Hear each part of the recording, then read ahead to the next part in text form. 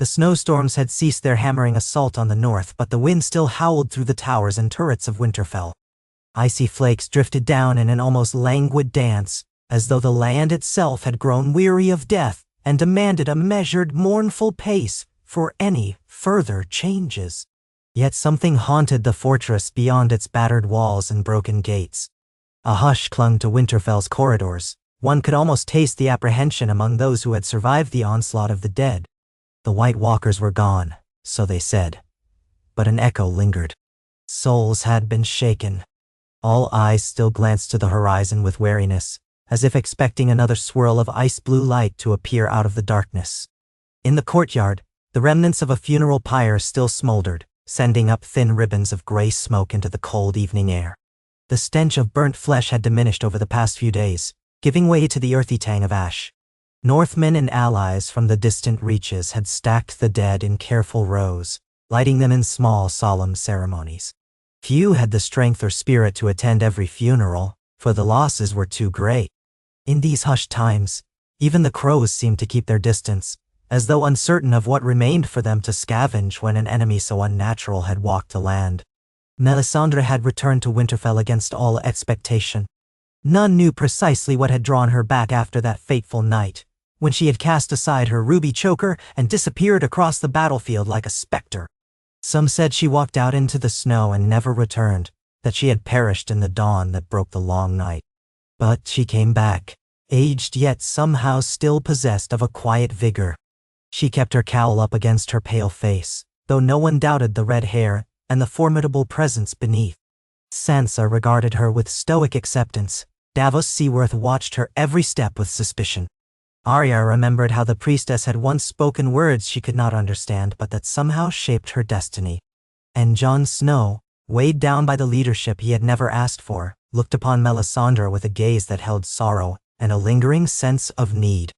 Behind the closed doors of the great hall, the fires still crackled, offering wan warmth to those within. Long tables, half broken, had been pushed aside to make room for triage.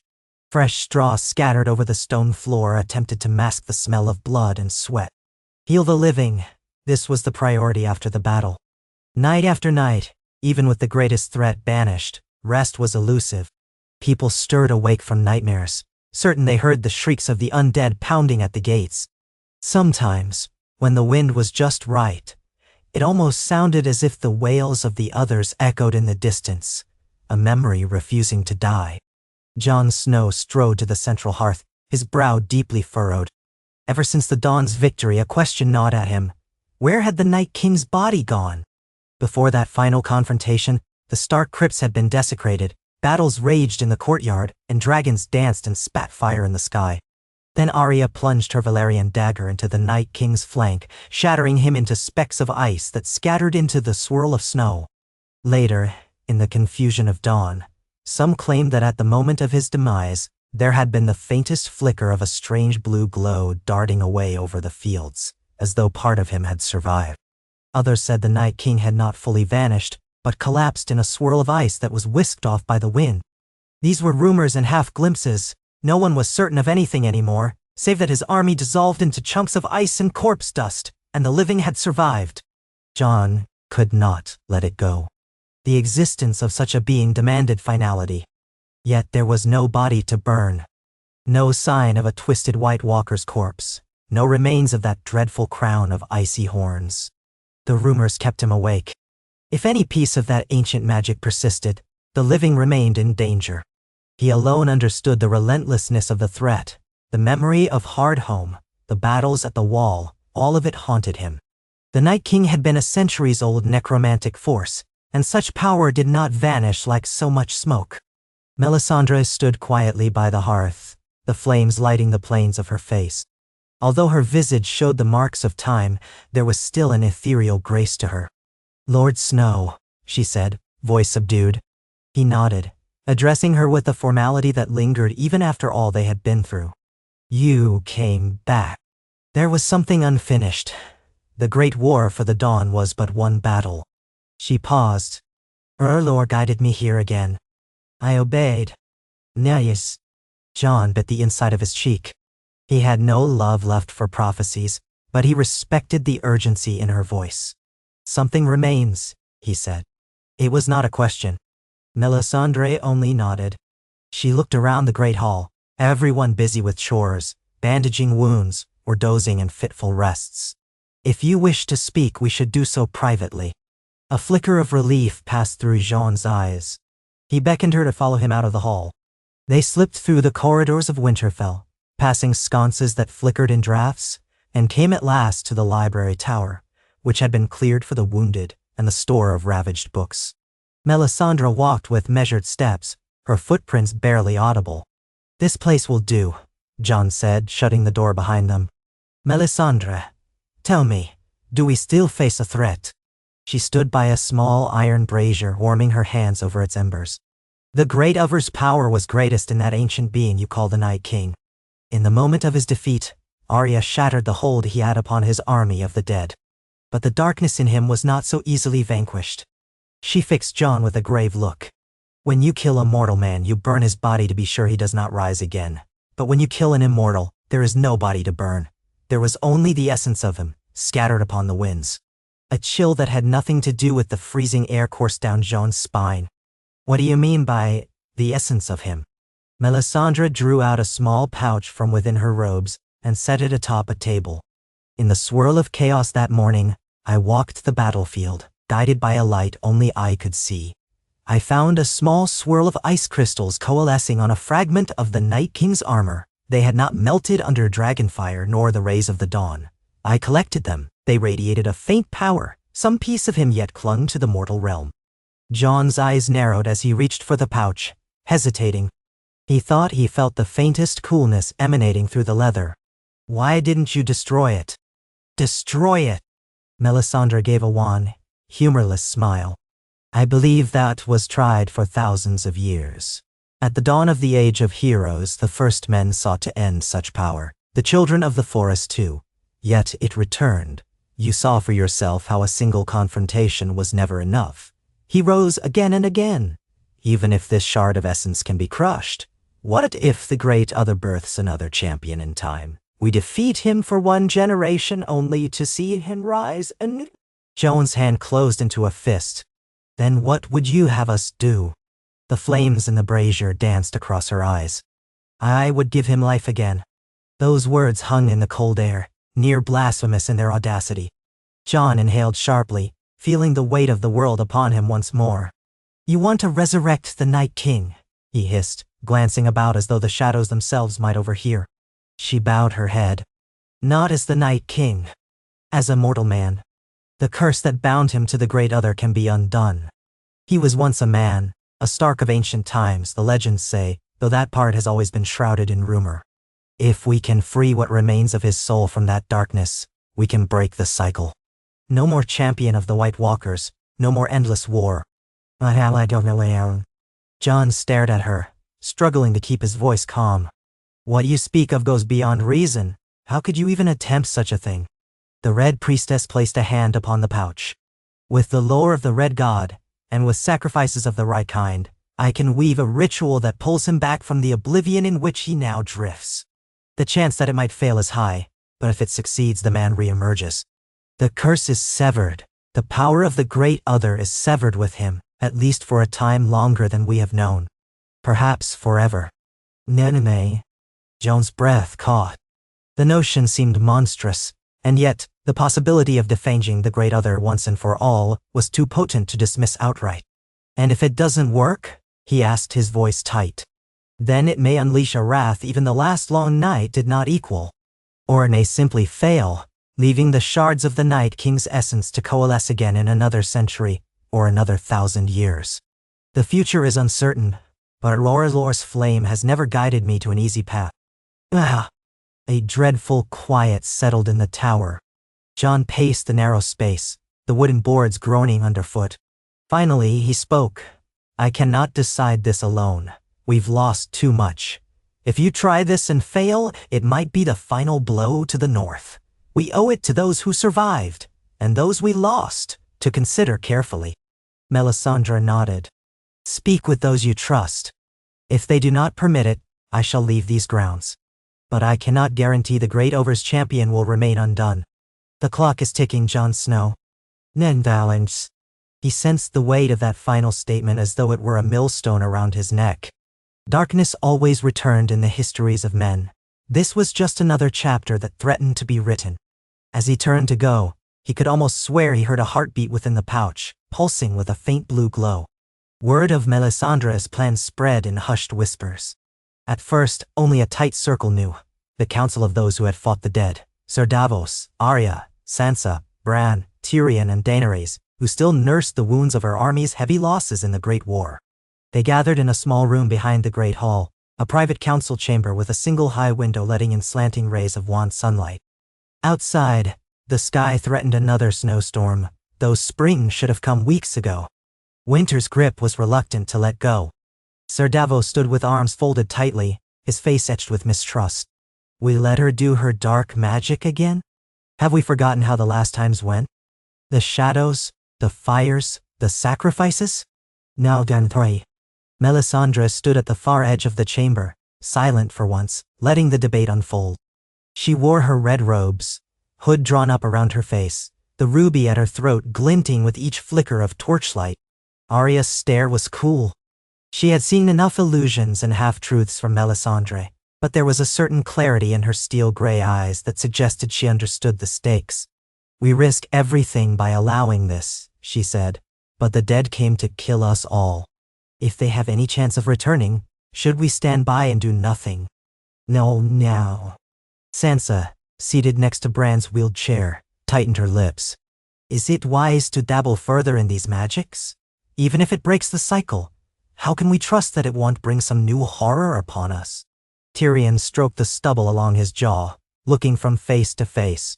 We Lannisters are no strangers to gambling. This may be the highest stake yet, but what if it succeeds? We must weigh that carefully. Daenerys shifted in her seat, silent for several moments as she studied Melisandre. The Targaryen queen had lost so much, 2 dragons wounded, 1 irreparably, half her unsullied, and countless Dothraki. The war for the Iron Throne had been overshadowed by the war for the Dawn. I have seen the wonders and terrors of your red god, she said at last, her voice measured. The thought of resurrecting that creature. Her eyes flicked to Jon. If there's a chance to sever the darkness forever, perhaps the realm deserves that chance. But I want to know, what does the ritual require? All eyes turned to Melisandre, the hush in the room thick as winter fog. She exhaled softly. It will require a place of power, a confluence of energies. The weirwood grove beyond the castle may serve, for the old god's presence lingers strongly there, and the red god's fire will cast out the shadow. It also requires a measure of blood, life for life. As it were, I do not speak of slaying innocents or children, but a sacrifice of... Jon froze. He understood immediately. All eyes upon him. He looked at the floor, the scars across his chest itching at the memory. He was the one who had been resurrected by Melisandre once before. The blood of the Starks. He had died and returned. No, Sansa said sharply, her voice trembling. We won't let you. Melisandre shook her head. The sacrifice does not require taking his life, only a piece of his blood, a measure of his essence. The man known as Jon Snow, once the White Wolf, now king in the north or not. He is tied to the mysteries of life and death. That is the blood I need, the offering to R'hllor so that the man beneath the Night King can be reborn. The offering to R'hllor so that the man beneath the Night King can be reborn. Davos muttered a curse under his breath. We're meddling in things best left alone. Bran's expression was distant, as though he were half in the room, half in another realm. He was once a first man, Bran said softly. The stories I've seen, he was changed against his will. A look passed between Jon and Bran, silent but profound. They both had glimpses, Jon in his battles against the dead, Bran in his visions as the three-eyed raven. They had an inkling that the Night King was a victim of the children's desperate magic, twisted into a monstrous champion. And now that champion had lingered through centuries, repeating patterns of death. I'll do it, Jon said, surprising even himself with the certainty in his voice. If this is the chance to end it, I cannot walk away. Sansa placed a trembling hand on Jon's arm. Are you sure? He nodded. We fought, and many died. I won't let the realm suffer another winter like this if I can help it. If I have to bleed again, so be it. But the risk must be my own. Then so it shall be, Melisandre said. She breathed as though relieved. We must do it soon while the shard I have is still potent. Dawn or dusk, at the Weirwood Grove. Nay, they agree at last to attempt the ritual at dusk, when shadows lengthened but before the sky turned utterly dark. Symbolic, perhaps, of bridging the realm of living and dead. The next day, the crispness of the air held a curious tension, like the quiet before the sky breaks open in a storm. John prepared himself in solitude, uneasy but resolute. Melisandre made her own rites, chanting quietly in corners and feeding wood to the hearth where she brewed potions in a small iron cauldron. She wore no illusions of youth this day. Her face was drawn, her hair streaked heavily with white. The only sign of her old power was the ruby that pulsed at her neck. As dusk came, a small band made their way beyond the outer walls, through the battered gates of Winterfell, into the ancient Weirwood Grove.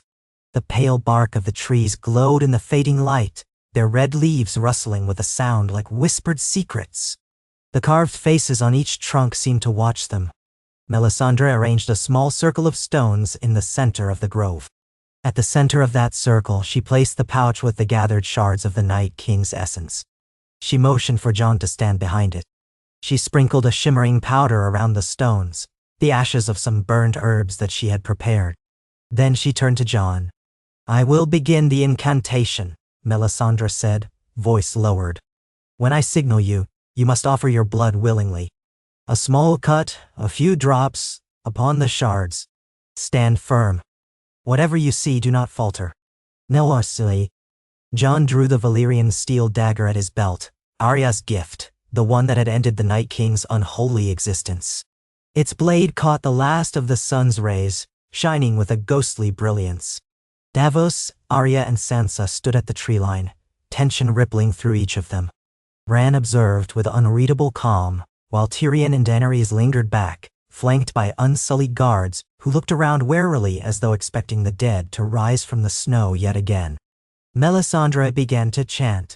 The words were in High Valyrian mixed with something older, something that resonated in the hush of the Weirwood Grove.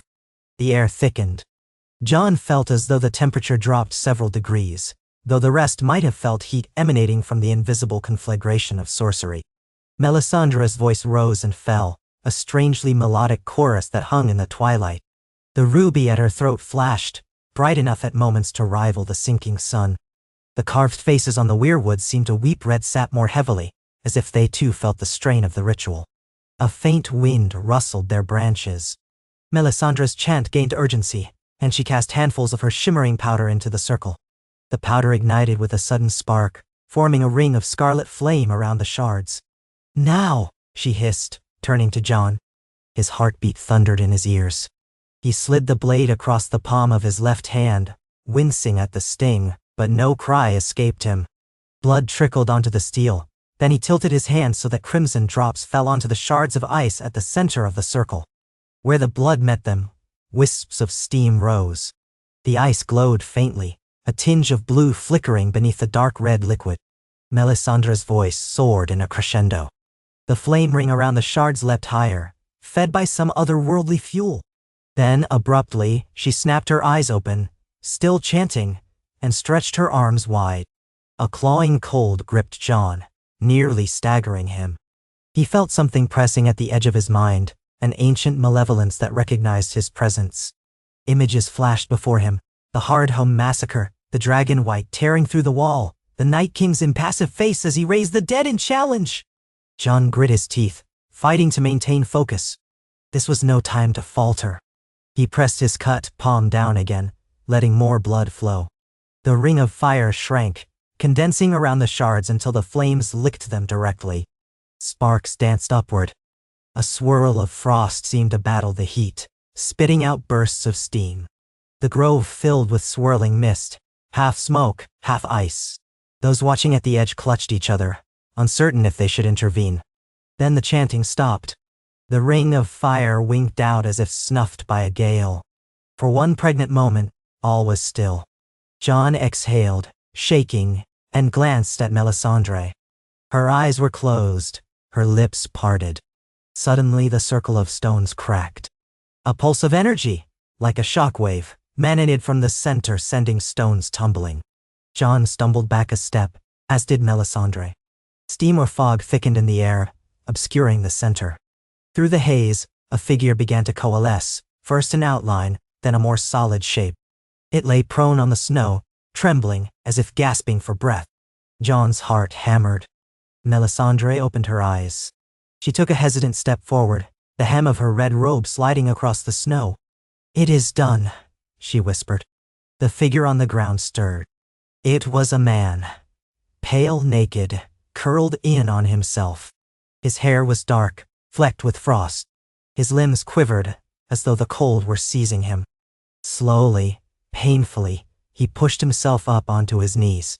That was when John saw, for the briefest moment, the memory of something unnatural in those eyes, a flicker of icy blue. Then it faded, replaced by a more human color. Pale gray, perhaps, or a light brown. The man's brow furrowed in confusion. He looked around, uncertain. His lips parted, but no words came. Then he locked eyes with John. There was a haunted expression in the man's gaze. Terror, sorrow, a lifetime or more of unspoken regrets. He flinched as if expecting violence. John, bandaging his bleeding hand with a strip of cloth, felt an inexplicable surge of pity. Here knelt the creature who had once been the Night King, bringer of the long night, and yet now he knelt, frail as any mortal newborn. Sansa gasped from the sidelines, and Arya's eyes narrowed. Daenerys looked on with a mixture of revulsion and fascination. No one moved until Melisandre stepped closer, draping a cloak around the trembling figure. He shuddered, clinging to it for warmth, but did not attack or flee. "Can you speak?" Melisandre asked softly. At first, there was only a rasping sound as he tried to work his throat. When he finally spoke, his voice was low and coarse, like someone who had not used speech in centuries. "What is this?" He looked at his hands, turning them over, as if they were the strangest objects in the world. Then he stared at the trees, the faces in the bark. The entire time, a flicker of panic danced behind his eyes. Melisandre knelt, ignoring the cold, and placed her hand atop his. "You were once a man. You are again. Do you remember?" He shut his eyes as if in pain, then opened them. "I remember so much death," he whispered. "It claws at my mind." His face twisted in anguish.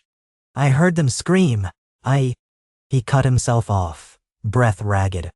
Melisandre rose and glanced at John, a silent plea to approach gently. John took a cautious step forward, the Valyrian dagger still in his belt in case something went terribly wrong. The new man cowered slightly at John's presence but made no move to harm him. "We meant to save you," John said. Then, with a pang, he realized how absurd that sounded given the atrocities committed by the being before him. Or at least to break the curse that made you what you were. Still trembling, the man pressed a hand to his temple. "Why would you do this?" No one answered at first. Then John said quietly, "Because we wanted to end the threat. And we believed that if you were freed, the Great Other would lose its champion. We needed to break the cycle." The man's eyes darted from John to Melisandre to the watchers at the tree line. He seemed more frightened than threatening, a stark contrast to the dreadful master of death they had battled. All the while, the hush of the weirwood grove pressed in, as though the old gods themselves were listening. Finally, Melisandre nodded to Arya and Sansa. "Please, fetch blankets. We must bring him to shelter." She turned to the man, her voice almost gentle. "You must come with us. The cold will kill you if you stay like this." He managed a nod, unsure, his body convulsing in shivers. For all his power as the Night King, as a mortal man he looked thin, not physically imposing. Once, perhaps, he had been just another soldier in the ancient wars. Now, centuries upon centuries later, he was an artifact of history lost in a time he didn't recognize. Davos muttered something under his breath about madness, but even he stepped forward to help. With Melisandre and John steadying him, the man rose unsteadily to his feet. They guided him through the silent circle of watchers. Everyone wore expressions of stunned awe, revulsion, or pity. The small procession left the grove, returning to Winterfell's walls beneath a sky that darkened into a deep purple. The watchers in the ramparts could barely believe what they saw. Lord Jon Snow and the Red Woman supporting a stumbling figure cloaked in heavy furs. Word flew that it was some stray survivor, a miracle, a second coming of the dead. No one knew what to believe. Inside the castle, Sansa quickly arranged a small room near the library tower, one of the few chambers with a functioning fireplace. They led the man inside, built up the fire and placed him on a cot with layers of blankets. He stared at everything, wide-eyed, as though each detail, stone walls, flickering torches, scurrying servants, was an enigma. Jon and Melisandre lingered there while others departed, either to quell rumors or to calm themselves from the shock of what had transpired. The man barely moved. Melisandre pressed a cup of warm broth into his hands, guiding it up to his lips. He sipped it gingerly, wincing as if even the sensation of warmth in his mouth was overwhelming. As the firelight danced over his face, Jon studied him more closely. He was older than Jon, but perhaps not by much, though it was impossible to measure the age of a being who had spanned millennia. His hair was dark, streaked with patches of white near the temples, and his skin was pale. He had a lean, almost hollow-cheeked appearance, but there was a trace of strength in his bones. A half-forgotten handsomeness, overshadowed by centuries of cold. Jon thought of the many fights, the men and women who had died facing this being. How many shrieks had rung out on the ice fields because of him? Yet now, here he was, trembling and sipping broth like a lost child. Jon felt a swirl of emotions, anger, sorrow, pity, and a grudging sense of responsibility. He rubbed the bandage on his palm, recalling the blood sacrifice that had fueled this transformation. Melisandre stood, drawing her hood back. She looked older than ever, but there was a quiet satisfaction in her eyes. "Let him rest," she said. "The memories will come slowly, and with them, the weight of what he has done. He may not survive that guilt, but if he does, the realm may be safer for it." Jon set his jaw. "We'll keep watch," he murmured. "There's no telling if he could revert, or if the Great Other might still find a way to reclaim him." Melisandre looked at the flickering fireplace. "It is a risk, but Auror's flame has performed the greatest of miracles before, and this is perhaps its last gift." She turned to depart, pausing at the door to glance back at the man, who had dozed off.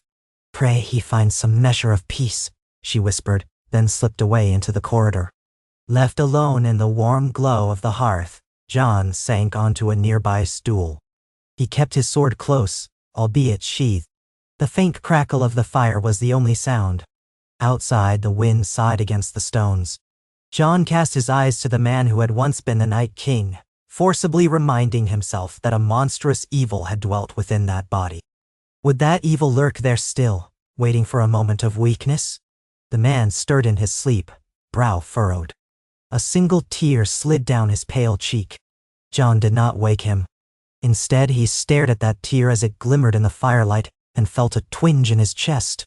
So many tears had been shed by so many, all across Westeros, due to that creature's undead armies.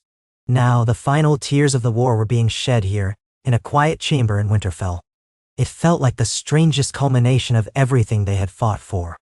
Jon did not sleep that night.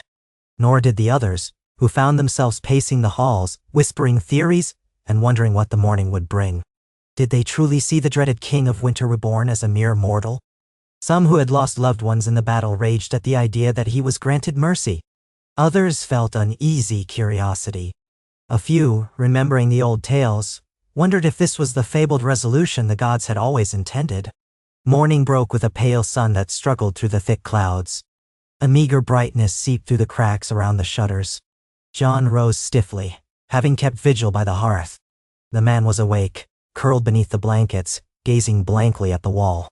When Jon moved, he turned slowly, meeting Jon's eyes. For a moment, neither spoke. Then the man cleared his throat, a harsh sound. "It hurts," he said, voice low and ragged. "Everything." Jon shifted, unsure how to respond. "You remember anything new?" The man stared at the flickering flames. "Bits and fragments, a name, Alrin, Alaric, I'm not sure. Faces from long, long ago. A place of green fields, a forest, a woman with brown hair braided, And then, the cold. The endless cold. The endless cold. John nodded. He thought of how the long night was said to have begun thousands of years earlier, how the legends told of a man among the first men taken by the children, turned into a weapon. Do you remember how you became that? The man shuddered. Pain. There was so much pain. They forced a blade of dragon glass into my chest, a ritual, then my heart. He closed his eyes as if reliving it. I felt the warmth drain from my body, replaced by something else. It spread until I knew nothing but the call of the cold. The lust to extinguish the life of men, for they had brought so much destruction upon the forests. It was not just me at first, others. But I became their master. Over time, I forgot everything else. All I wanted was to see the fires of man snuffed out. To bring silence to the world. John exhaled, struggling to maintain composure. This confession was something he had never expected to hear. The motivations of the Night King from his own lips. You enslaved the dead. You killed thousands. A flicker of anguish crossed the man's face. I don't know if I can live with that. Silence stretched between them, thick with unspoken grief. John tried to remind himself that he must not give in to pity, that the crimes were too great. And yet, here was the pitiful shell of that monstrous being, trembling with guilt. Perhaps that was the justice the gods had decreed, letting him bear the weight of all those lives he had taken. When Melisandre returned, accompanied by Sansa and Davos, the man looked away, as if ashamed. Sansa's eyes were guarded, her anger tempered only by the sight of how diminished he was. Davos approached slowly, fists at his sides. If you're going to keep him alive, we best figure out what to do with him, Davos said to John, though his gaze lingered on the man. We can't let him wander about. Too many lost friends, too many open wounds. John nodded, pushing a hand through his unruly hair. We'll keep him under watch here until we can decide. If the threat is truly ended with his transformation, maybe that's enough. But we should speak with the council. Sansa's lips tightened. We can't hide this from our people. The rumors are already out of hand. Some think another walks our halls. Ned Toland.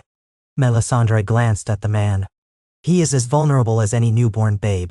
The cold magic is gone from him, but he will need care, and the realm will need an explanation, or at least some comfort that the threat is past. John stood, ignoring the soreness in his joints. I'll call a gathering in the Great Hall. The lords and knights, the people who remain, will present him. The man swallowed, panic flickering across his eyes. Davos spoke up, calm but stern. You'll have to face them. But we'll see no harm comes to you as long as you remain human. No one missed the doubt in that final word. Thus, word was sent that by midday, the leaders of the North and their allies would gather in the Great Hall to see proof of the darkest rumor, that the Night King had not been destroyed entirely, but turned back into a man. The announcement sparked uproar. Whispers snaked through the corridors, into the courtyard, and out among the small folk. Many remained traumatized by the battle and responded with fear or fury. Others claimed it was some ploy. A few recalled the legends of the last hero, how a single champion had once brokered peace with the children of the forest. Could this be the next chapter? In the appointed hour, the great hall filled with those who still resided within Winterfell's battered walls. At the high table stood Jon, Sansa, Arya, and Bran, along with Daenerys, Tyrion, and Sir Davos. Melisandre stood to one side, her expression impassive. At last, when the murmuring reached a crescendo of anticipation, the side doors opened, and a pair of guards led the newly mortal man into the hall. He wore plain woolen trousers and a tunic, with a cloak draped around him. His eyes darted nervously over the crowd, and they stared back with a mixture of dread and wonder. Some drew back in fear, others glared with open hostility. Jon stepped forward. "People of the North," he said, voice carrying through the hall. "Lords and ladies, knights, brothers and sisters, you all know the stories of the Long Night, of the Night King, the White Walkers. And you know we stood against them in battle. Many of us here lost loved ones." His voice nearly caught in his throat, recalling the heartbreak. He continued, "We believed we had destroyed the Night King for good, but a shard of his power remained, and through the magic of the Red God, Melisandre has performed a ritual. The hall was so still that the flames in the brazier seemed unnaturally loud as they flickered. Sansa's knuckles were white where she gripped the table. Jon took a breath. She did not resurrect the Night King as he was. She broke the curse that bound him. He stands before you now, mortal, once more, with no power to summon the dead. At that, outraged shouts erupted. "Kill him!" a voice roared from somewhere near the back. Another voice cried, "Burn him!" Others simply stared, too stunned to speak. The man cowered slightly, overwhelmed by the hostility. Sir Davos stepped beside Jon, raising a hand for silence. "Easy, easy. We know how you feel. We've all lost friends. But if there is a chance that by turning him mortal, we have ended the threat forever, maybe that's a reason to keep him breathing. We have to think carefully, not act out of vengeance." Still, the voices didn't quiet easily. Some demanded justice. Others questioned if this was some trick. Daenerys, regal in her posture, added her voice. "I came to the north to fight the dead. I lost armies and dragons in that fight. I have no love for the creature that took them, but I stand with Jon Snow. If this man is truly free of the Great Otter's power, perhaps we have won a victory that spares future generations from repeating our pain." Gradually, the outcry subsided, replaced by a tense hush. All eyes turned to the man himself. His face was ashen, his gaze cast downward. Finally, in a voice strained with sorrow, he spoke. "I am sorry," he said, haltingly. "I remember enough to know what I did. The nightmares are more than I can bear. If you choose to punish me, I will not resist. I do not have the strength or the desire to fight anymore." The words seemed to hang in the air, a stark contrast to the image of the unstoppable force who had once broken the wall. Some in the crowd looked uncertain, even uncomfortable. They had expected defiance or malevolence. Instead, they saw a broken man. Bran's calm voice rose from his seat. He was once someone else, in a time older than memory. He was twisted into a weapon, just as the children's magic intended. The wars of men and the children started this cycle. Now, it may be ended. Jon could see the swirl of emotion across the faces assembled. Heartbreak, anger, confusion. The mortal Night King, no, that name no longer fit, bowed his head. Sansa stepped forward.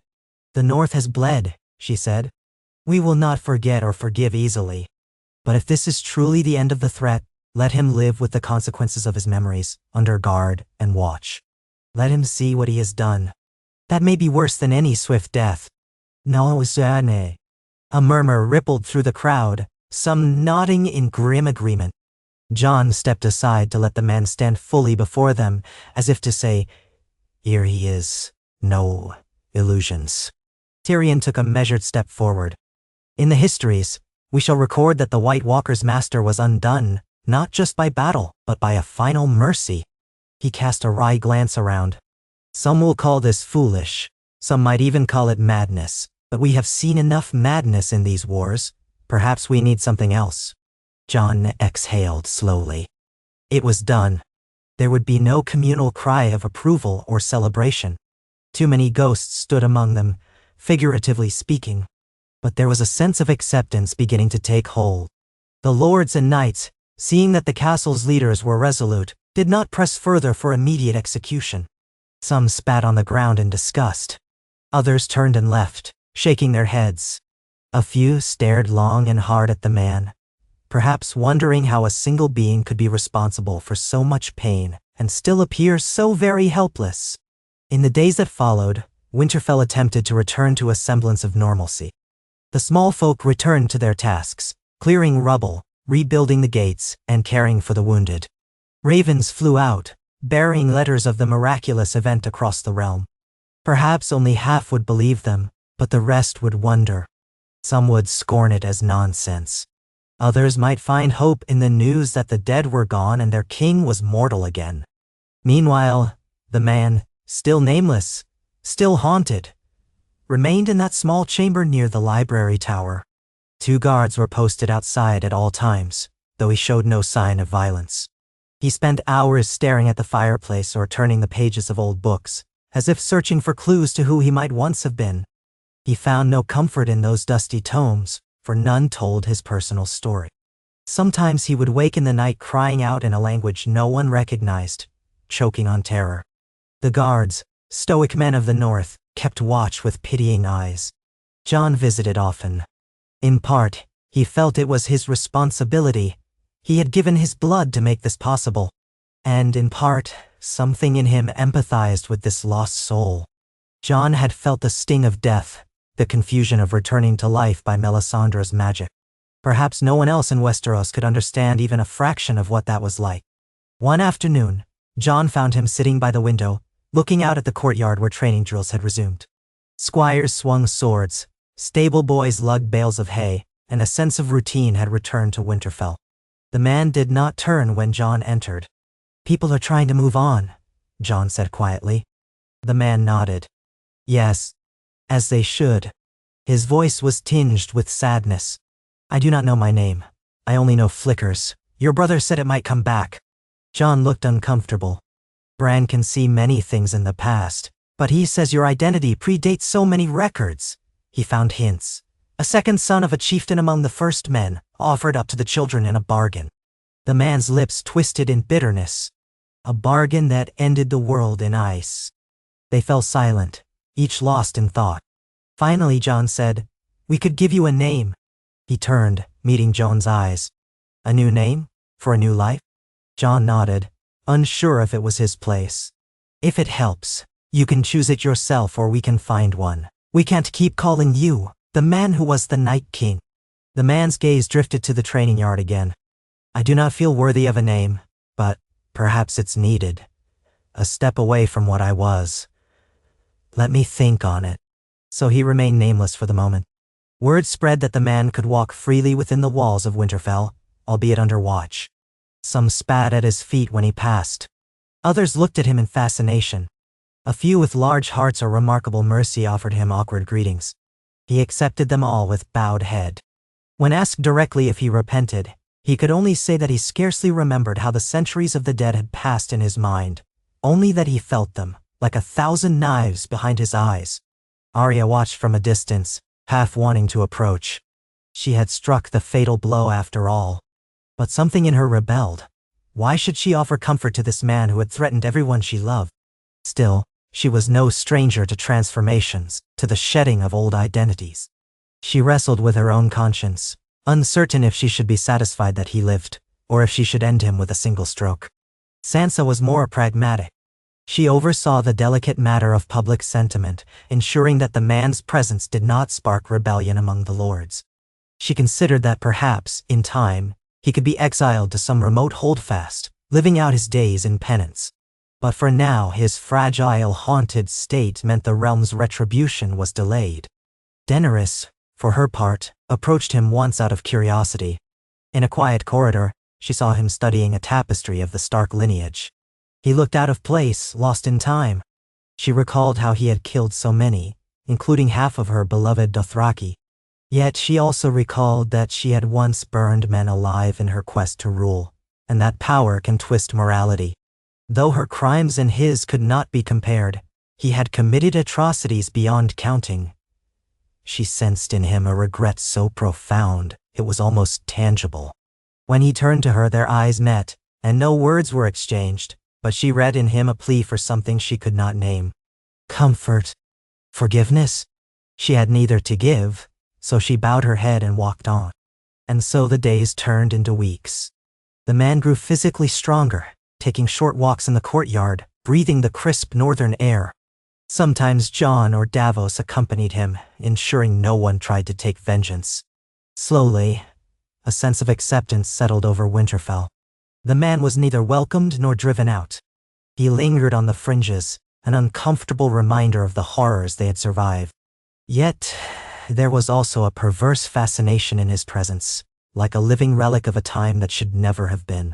Melisandre, her duty seemingly complete, began making preparations to depart. Her mission to ensure the Great War ended was done. If the man lived free of the Great Other, then her God's will was served. She spent her last few days in quiet reflection, lighting candles in the crypts, speaking soft prayers. Jon found her at dusk in the courtyard one evening, gazing at the sky. She gave him a tired smile. "My time is done, Jon Snow. The red god's flame called me forth to ensure the dawn. The dawn has come. The realm no longer needs me. John dipped his head. He thought of how she had once manipulated events, led men astray. Yet she had also revived him from death, lit the trenches at Winterfell, contributed to the final push against the dead. And him? John asked. Do you trust he remains free of that power? She nodded. He is mortal now. If the Great Other tries to reclaim him, it would face the same barriers as any evil. Let us pray that will never come to pass. The next darkness that falls upon the world shall not be the same as the last. John looked at her quietly. Are you leaving for Volantis? She shook her head. I'm leaving for the far horizon. The path of shadows calls me. She then placed a hand on his cheek, a motherly gesture in an odd way. Your role is not done, Jon Snow. The realm may have further need of you, but that is for you to decide. He exhaled. You've done enough. With that, Melisandre, the Red Woman, left Winterfell at dawn, taking only her staff and her robes. She walked alone into the eastern hills, not looking back. Some said she would find a lonely place to shed her final glamour and expire as an ancient woman. Others believed she might return to Essos in secret. Jon suspected that her story had ended the moment she undid the Night King's curse. Perhaps that final act of redemption was all she had left to give. In her absence, the quiet routine continued. The man spent time in the Godswood each afternoon, standing near the weirwood trees, gazing at their carved faces. Perhaps he sought answers. Perhaps he sought forgiveness. Few interrupted him there. One day Bran approached him, wheeling quietly into the Godswood. The man turned, startled, then relaxed upon seeing the young Stark. Bran's face was serene as he regarded him. The white branches overhead rustled softly in the breeze. They remember, Bran said, his voice calm and distant, as though speaking from an eternal vantage. The man's brow nodded. The trees? Bran inclined his head. They were witnesses to what the children did to you, to how you became what you were. Now they see you as you are today. He paused, his voice carrying a tinge of sorrow. I looked into the past. You were named Alaric, second son of House Stark, at a time before they were called Starks, perhaps. You were sacrificed in a desperate bargain to save your kin from some other threat. And the children's magic twisted you, fueling your rage against mankind's destruction of the forests. You lived so long that you forgot your name, your past, everything but the drive to bring unending winter. Nihilitine. A tear glistened in the man's eye, and he swallowed hard. Alaric, he repeated softly, as though tasting the syllables of a foreign word. Bran nodded. If you wish it, you can claim that name again. Or choose another. Naywise. The man turned his gaze to the old faces carved into the trunks, taking in the silent watchers that had known him across the millennia. I was once of the blood of this land, he whispered, voice trembling.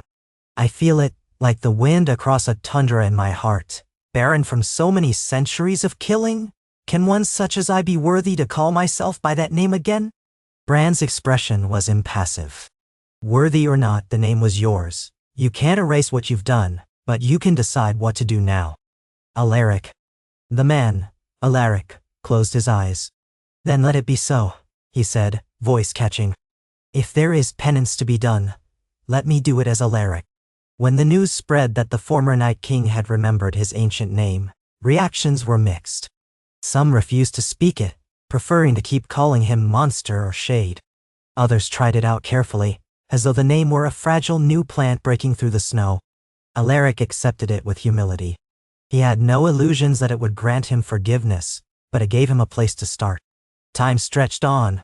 The wounded continued to heal, the castle to rebuild. Travel resumed along the King's Road, and merchants trickled back with salted fish and meager supplies. Spring was late in the north as always, but at last the ice began to thaw around the moat, and green shoots dared peek through the earth.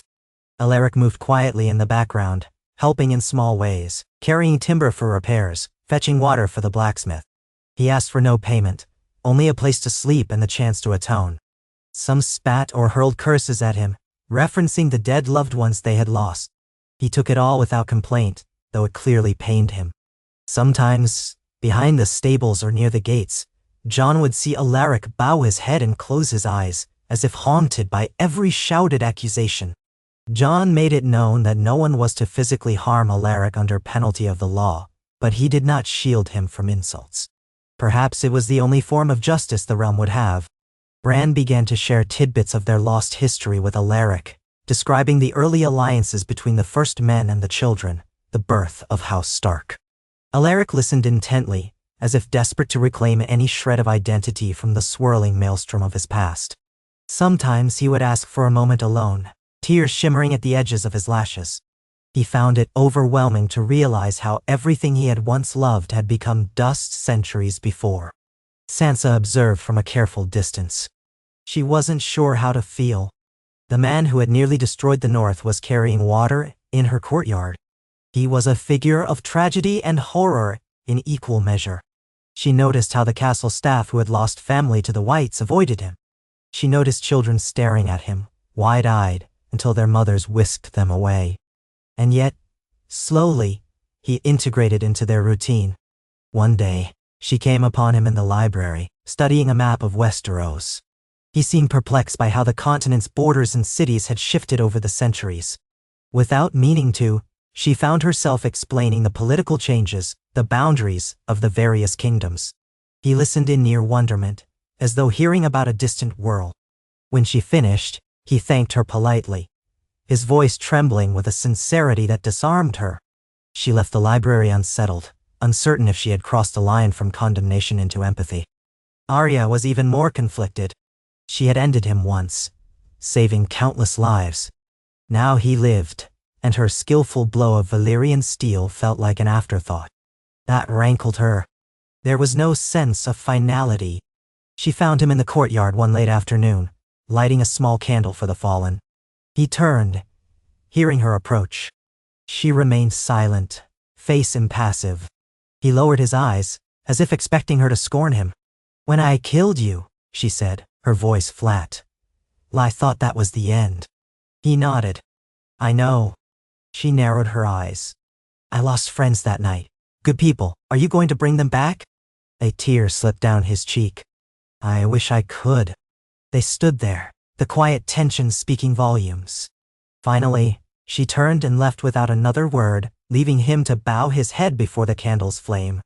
Jon, too, struggled. He would talk with Alaric about everyday matters, how to harness a horse, how to help with minor tasks around the fortress. He discovered that Alaric, while physically able, knew very little about common tasks. It seemed 1,000 years of commanding the dead did not teach one how to properly chop wood or mend a roof. Gradually, Alaric picked up these skills, guided by the same men and women who loathed him for what he once was. In time, they saw that he took no offense at their resentment. He bore it with quiet shame. That, in itself, began to thaw the ice between him and a few of the villagers. Some recognized that the greatest punishment for Alaric was living among those he had wronged, day after day. Weeks bled into months. Jon often found himself reflecting on the cyclical nature of life and death. They had braved the long night and emerged into a shaky dawn. Now, the man behind that darkness was reborn into a fragile existence, trying to learn how to live among those who had feared him. It was surreal. Summer threatened to bloom across the realm, though in the north the nights remained cool. One evening, as the sun lingered late over the horizon, painting the sky in pale gold, Jon invited Alaric to walk beyond the walls of Winterfell. Only a few guards accompanied them, a respectful distance away.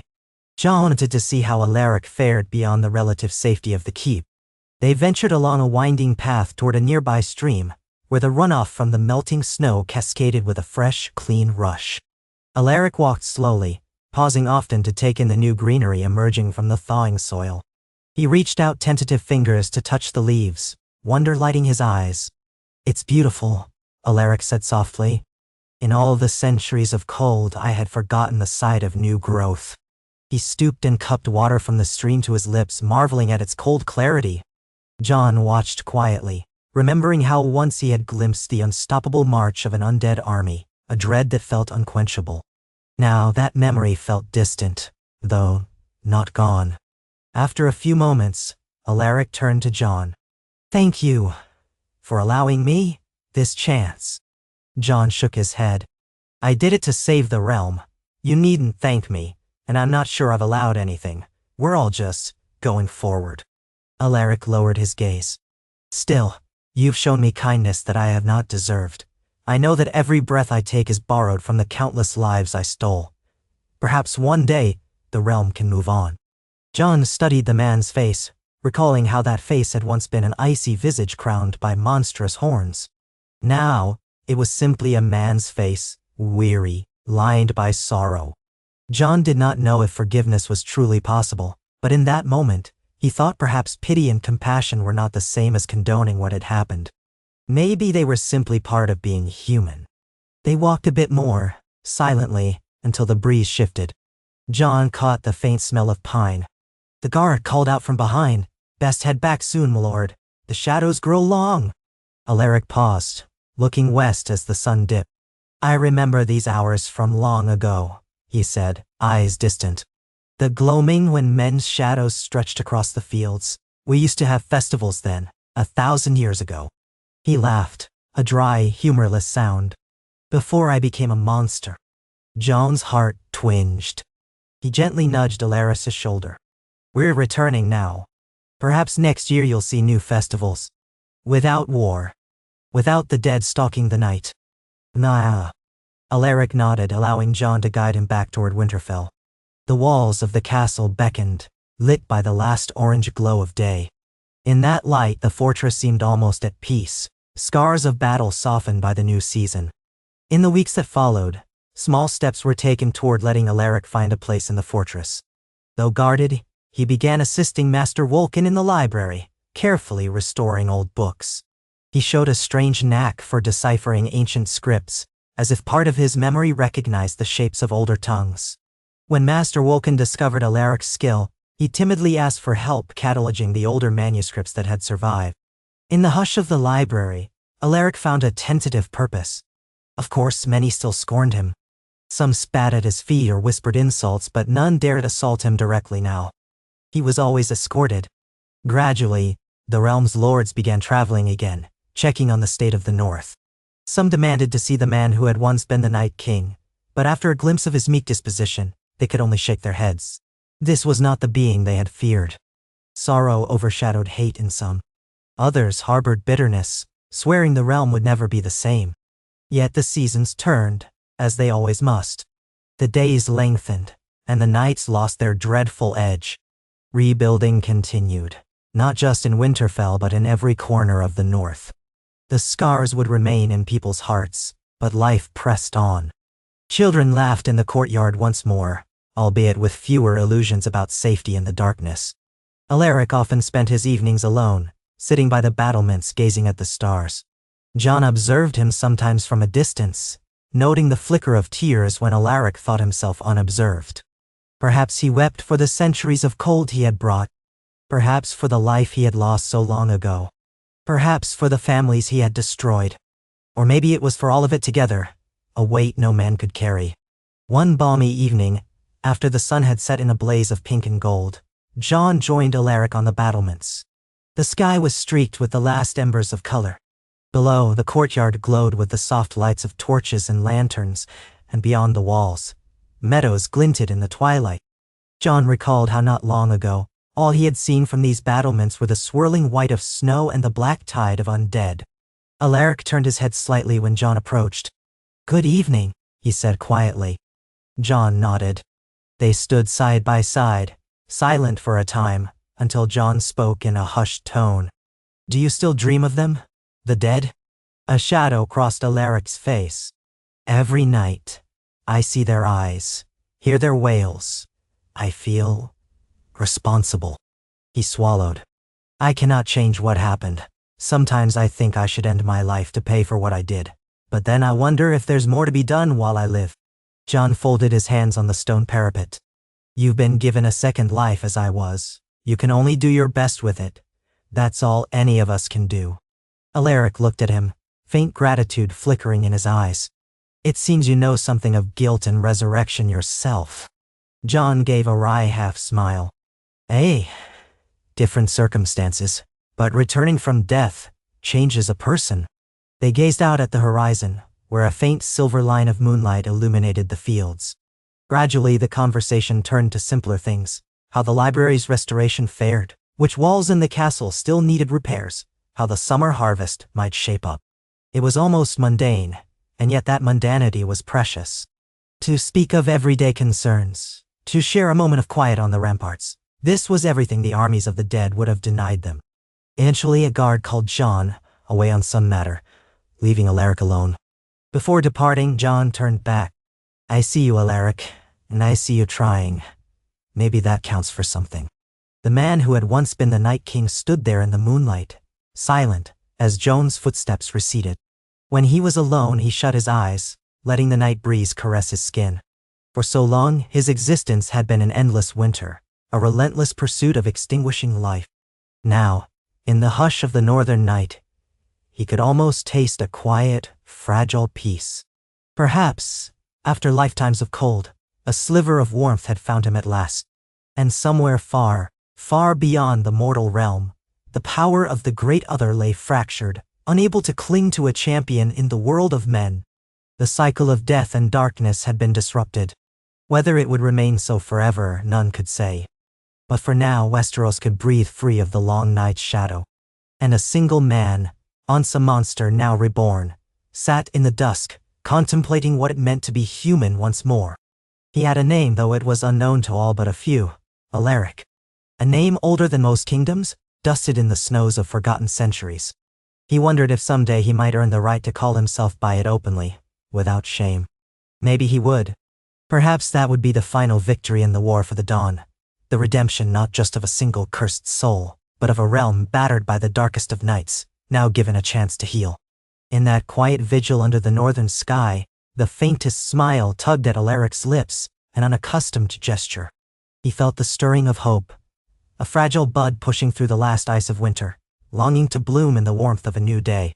In the months that followed, it became a familiar sight to see Alaric quietly moving through the courtyards of Winterfell, his dark hair brushed with white at the temples, eyes bearing the distant, haunted look of one who carries a secret weight. Even so, there was an emerging gentleness in him, a softness few would have believed possible from the being who had once commanded ice-bound legions. The world beyond Winterfell's walls turned green, fields sown anew under a sun that at last remembered its warmth. The Great War for the Dawn had ended, so the bards would sing, but echoes of it continued to ripple across the realm like aftershocks following a massive quake. And in the northern stronghold that had lost so many, people did their best to live with what remained. Since Alaric had taken to assisting Master Wolkan in the library itself became less of a forgotten tower of dusty tomes and more of a bustling place of new interest. Soldiers off duty wandered in, asking after maps of the Riverlands or old songs of heroic battles. Children, half afraid and half curious, peeked through the door to see the man rumored to have been the Night King. Sometimes they shrank back when he lifted his head. Sometimes they smiled nervously when he caught them staring. He would rarely speak to them directly, shy perhaps or simply uncertain how to behave, but his posture held neither threat nor arrogance. Seeing him there calmly handling parchments, the watchers felt their own fear begin to soften, though it never vanished completely. Jon Snow found himself drifting into the library more often now, not always with a purpose. He would greet Master Wolkan, nod respectfully to Alaric, and set about rereading historical records that had once been of little interest to him. Perhaps on some level, Jon was drawn by the need to understand how a single man had become such a force of destruction, and how that force might yet shape the future. Sometimes, he and Alaric would trade careful words about the structure of old scripts, or how the first man once recorded pacts with the children of the forest. They skirted around deeper matters, as if a silent agreement kept them from diving too far into the sorrow that lay between them. But each conversation pushed back the shadow just a fraction more, allowing the faint possibility of acceptance, or at least coexistence. Elsewhere in the castle, life had stabilized enough that more lords were making the journey from their holdings to confer about the future of the North. Sansa Stark met with them regularly, addressing matters of commerce, security, and the rebuilding of villages ravaged by the dead. Rumors had spread far and wide about the outcome of the battle, that the Night King was gone, that the dead had collapsed in ice and dust, but that somehow a piece of him lived on as a mortal. Unsurprisingly, many refused to believe it. A handful of maesters from the citadel found this rumor compelling enough to visit, though they arrived warily, half expecting to find a monster behind bars. Instead, they discovered a quiet man at a desk, sorting manuscripts written in an archaic script. The maesters took copious notes, spoke with Alaric, and quarreled amongst themselves about the meaning of it all. Some pressed for a kind of public inquest into what exactly had happened and how. Sansa, for her part, held them at bay. Too much scrutiny risked fraying the uneasy calm. Meanwhile, far to the south, Daenerys Targaryen continued to navigate the precarious politics that followed the war's end. Though she remained close to Jon, who was, after all, both her ally and once believed to be her nephew, she knew that the North was unlikely to bend the knee easily. The war against the dead had proven that the North demanded a measure of autonomy. Daenerys' armies were badly reduced, her second dragon grounded with injuries that might never fully heal, and the Dothraki remained restless after their near annihilation. Tyrion Lannister advised her that pressing claims on the North by force would destroy whatever goodwill remained. The war for the Iron Throne still loomed, but it had become tangled in the aftermath of a cataclysmic invasion that had touched all corners of Westeros. For now, Daenerys did not push the matter. She remained at Winterfell longer than she had once intended, partly to recover her strength, partly to supervise diplomatic discussions, and partly, perhaps because she too was unable to shake the after-effects of the Great War. In those days of fragile peace, Alaric began, bit by bit, to show an aptitude for languages that reached beyond the ancient scripts of the first men. When old Valyrian words appeared in manuscripts, he would sometimes pause, run his fingers over the letters, and speak them in a broken accent. Master Wolkin was astonished. "It's as though your mind has retained echoes from countless ages," he remarked one day, brushing dust from his robes. Alaric offered a small, sad shrug. "Perhaps the darkness in me heard many tongues in the minds of the dead." The notion unsettled Wolkin, who decided not to pursue the topic too closely. Word of Alaric's linguistic skill trickled through the keep, fueling more rumors. Some whispered that he was, in fact, an immortal creature only wearing human skin, storing knowledge for a final strike. Others believed that the centuries of being tied to supernatural power might have left an imprint in his brain, but that he was no longer a threat. Unsure of where the truth lay, most erred on the side of vigilance. The two guards, Matthew and Cole, who typically escorted Alaric, had grown accustomed to him. They kept a wary distance but no longer flinched if he came too near. And in the nights when Alaric still woke in a cold sweat, haunted by the faces of the long dead, they heard him muttering or weeping through the door and felt a reluctant empathy. Monsters did not cry out in such raw sorrow, did they? Arya Stark had not spoken more than a handful of words to Alaric since their terse exchange. She roamed as she always had, drifting in and out of Winterfell with a restless spirit. Sometimes she disappeared for days, perhaps venturing south or exploring the roads she had come to know so well. Upon her returns, she observed Alaric from a distance, mindful of how he carried himself, how people reacted to him. Once in the library's gloom, he glanced up to see her standing in the doorway. She studied him for a moment, then disappeared without a word. He didn't try to call her back. His encounters with Sansa were more formal. She was the Lady of Winterfell, managing everything from food stores to alliances with mountain clans. But occasionally, her daily responsibilities brought her near the library to verify some account or consult an ancient record. Alaric bowed whenever she entered, respectfully calling her "my lady," though she insisted quietly that he call her Lady Stark, a title that in her ears still rang like an unsteady echo of her father's legacy. She had not forgiven him for the havoc he once unleashed. That might never be possible. Yet she was not cruel. She gave him tasks that suited his abilities, reminding him that the North was watching him.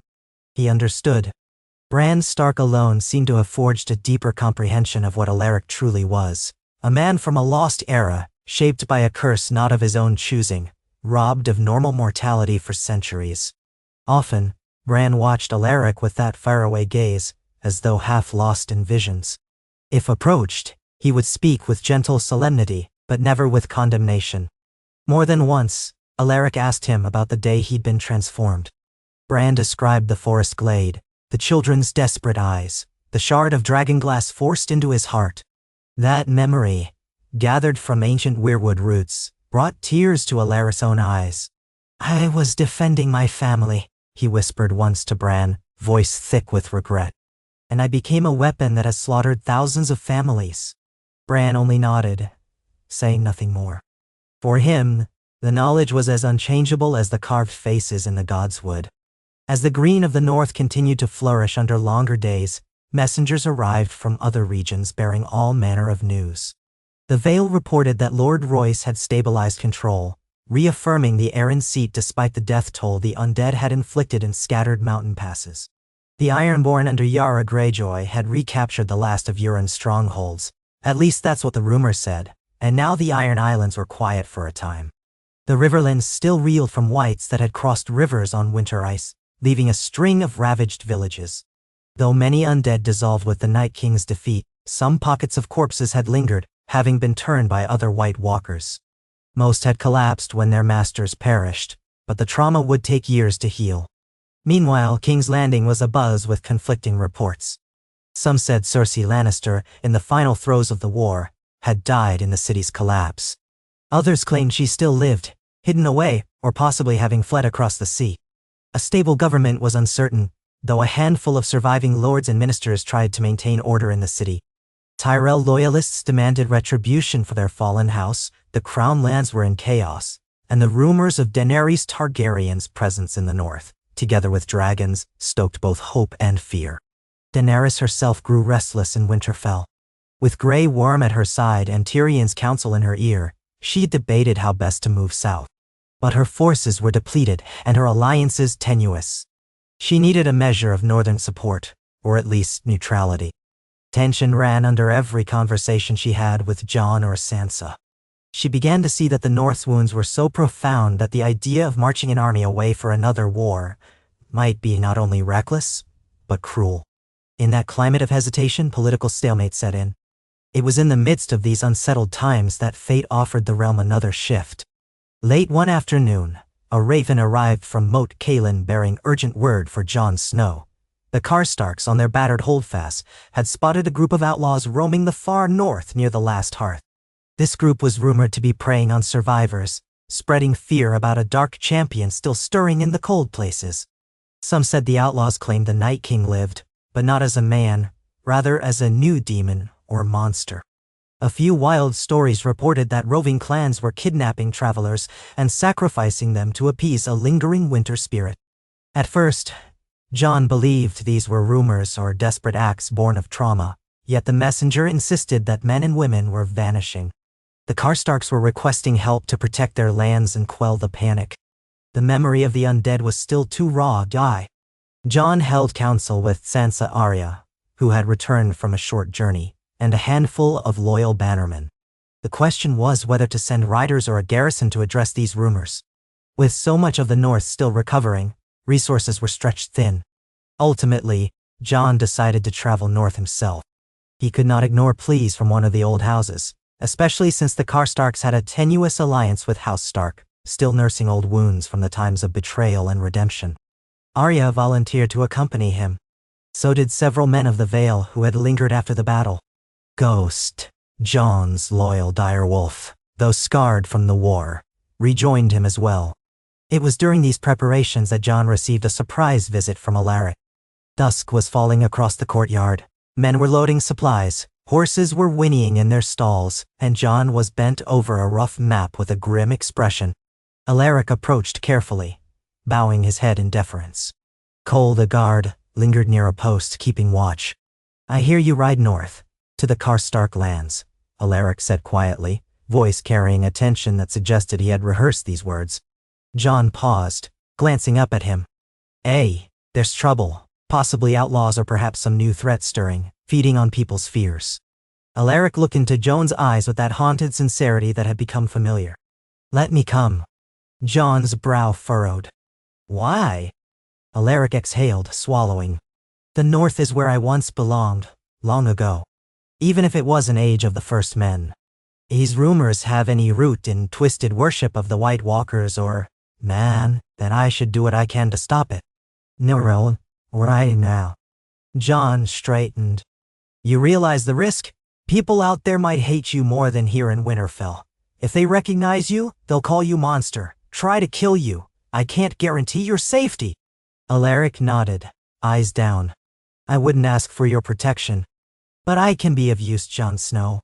I can speak the old tongues if need be. And if these outlaws truly believe the Night King still lives, seeing what's become of me might shake them. Yeah. Jon studied Alaric's face, wrestling with the possible consequences. Letting him travel north was a gamble, and Sansa would no doubt have her reservations. But a part of Jon recognized the validity in Alaric's desire. Perhaps the best way to truly sever the final echoes of the Long Night was to confront them head-on. Very well, Jon said at last, voice firm. But you'll ride with me, under guard. You do not leave my sight without permission. Understood?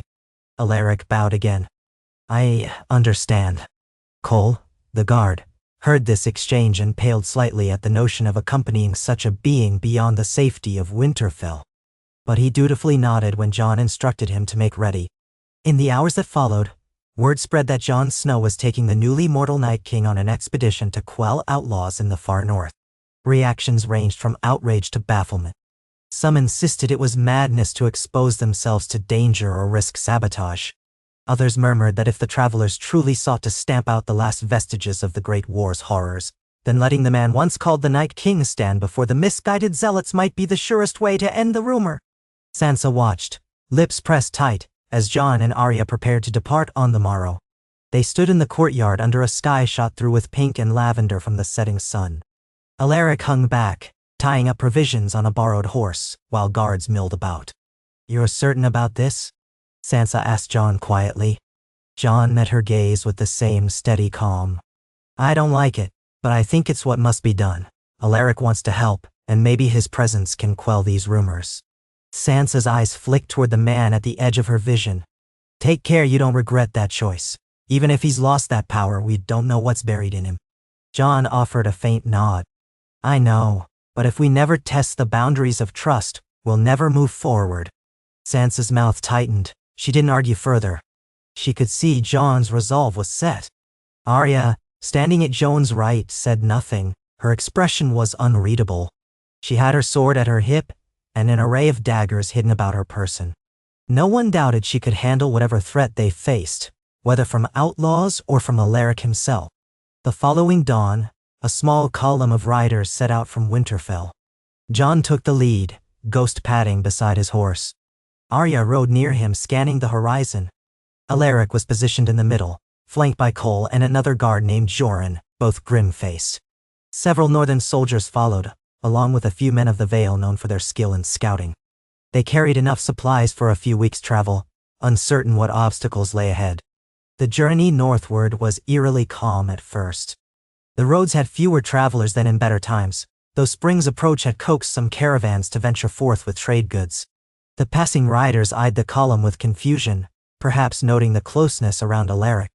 Occasionally, villagers recognized Jon Snow's face or Arya's intense presence, and they called out half cheers, half laments about the sorry state of the countryside. The scars of the war with the dead were evident. Scorched farmhouses, half-burned storehouses, empty pens where livestock once roamed. Patches of forest showed signs of the battles that had raged when the dead marched upon every living soul. Yet, amid it all, the land itself wore a tender newness. Green shoots speared up through ashy soil, buds swelling on branches that had survived. The living clung on. On the third day, the party encountered a ragged group of refugees heading south. The travelers had lost their homes near the last hearth, and described a gang of savage men roaming the old roads, extorting travelers under threat of white spirits. They had no clear proof beyond fear and rumor. Jon offered what provisions he could spare, urging them to keep going until they reached Winterfell, where Sansa would ensure they had shelter. They thanked him profusely, casting suspicious glances at Alaric the moment they noticed the guard's protective formation. Rumor was that he wore no mask, no signs of power, just a quiet sorrow.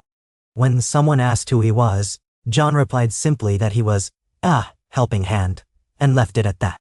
From then on, tension only grew. The further north they traveled, the lonelier the roads became.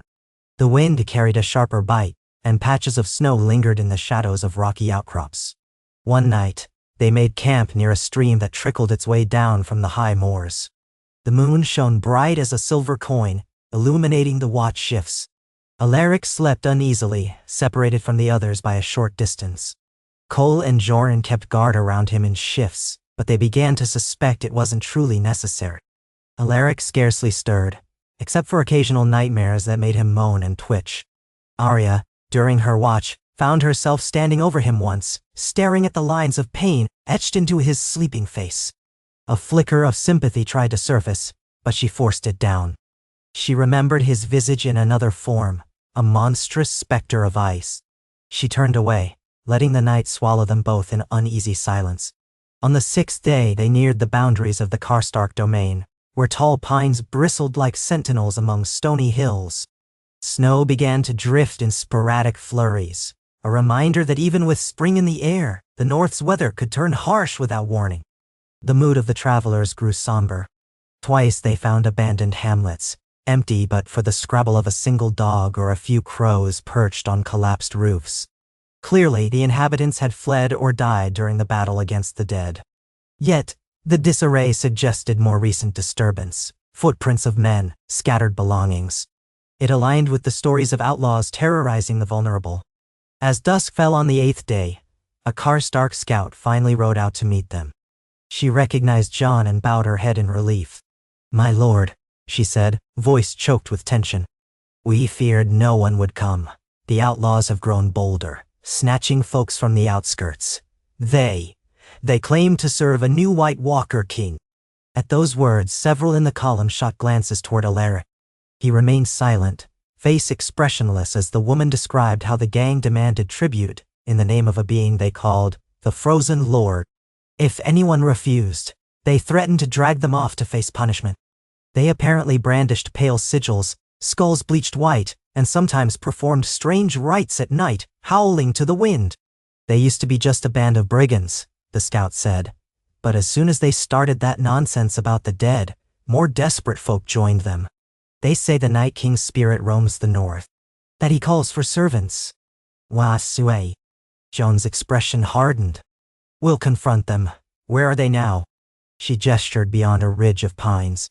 "Southwest of the last hearth, near a ravine they've been using for shelter. A few Karstark men tried to flush them out but were driven back by archers.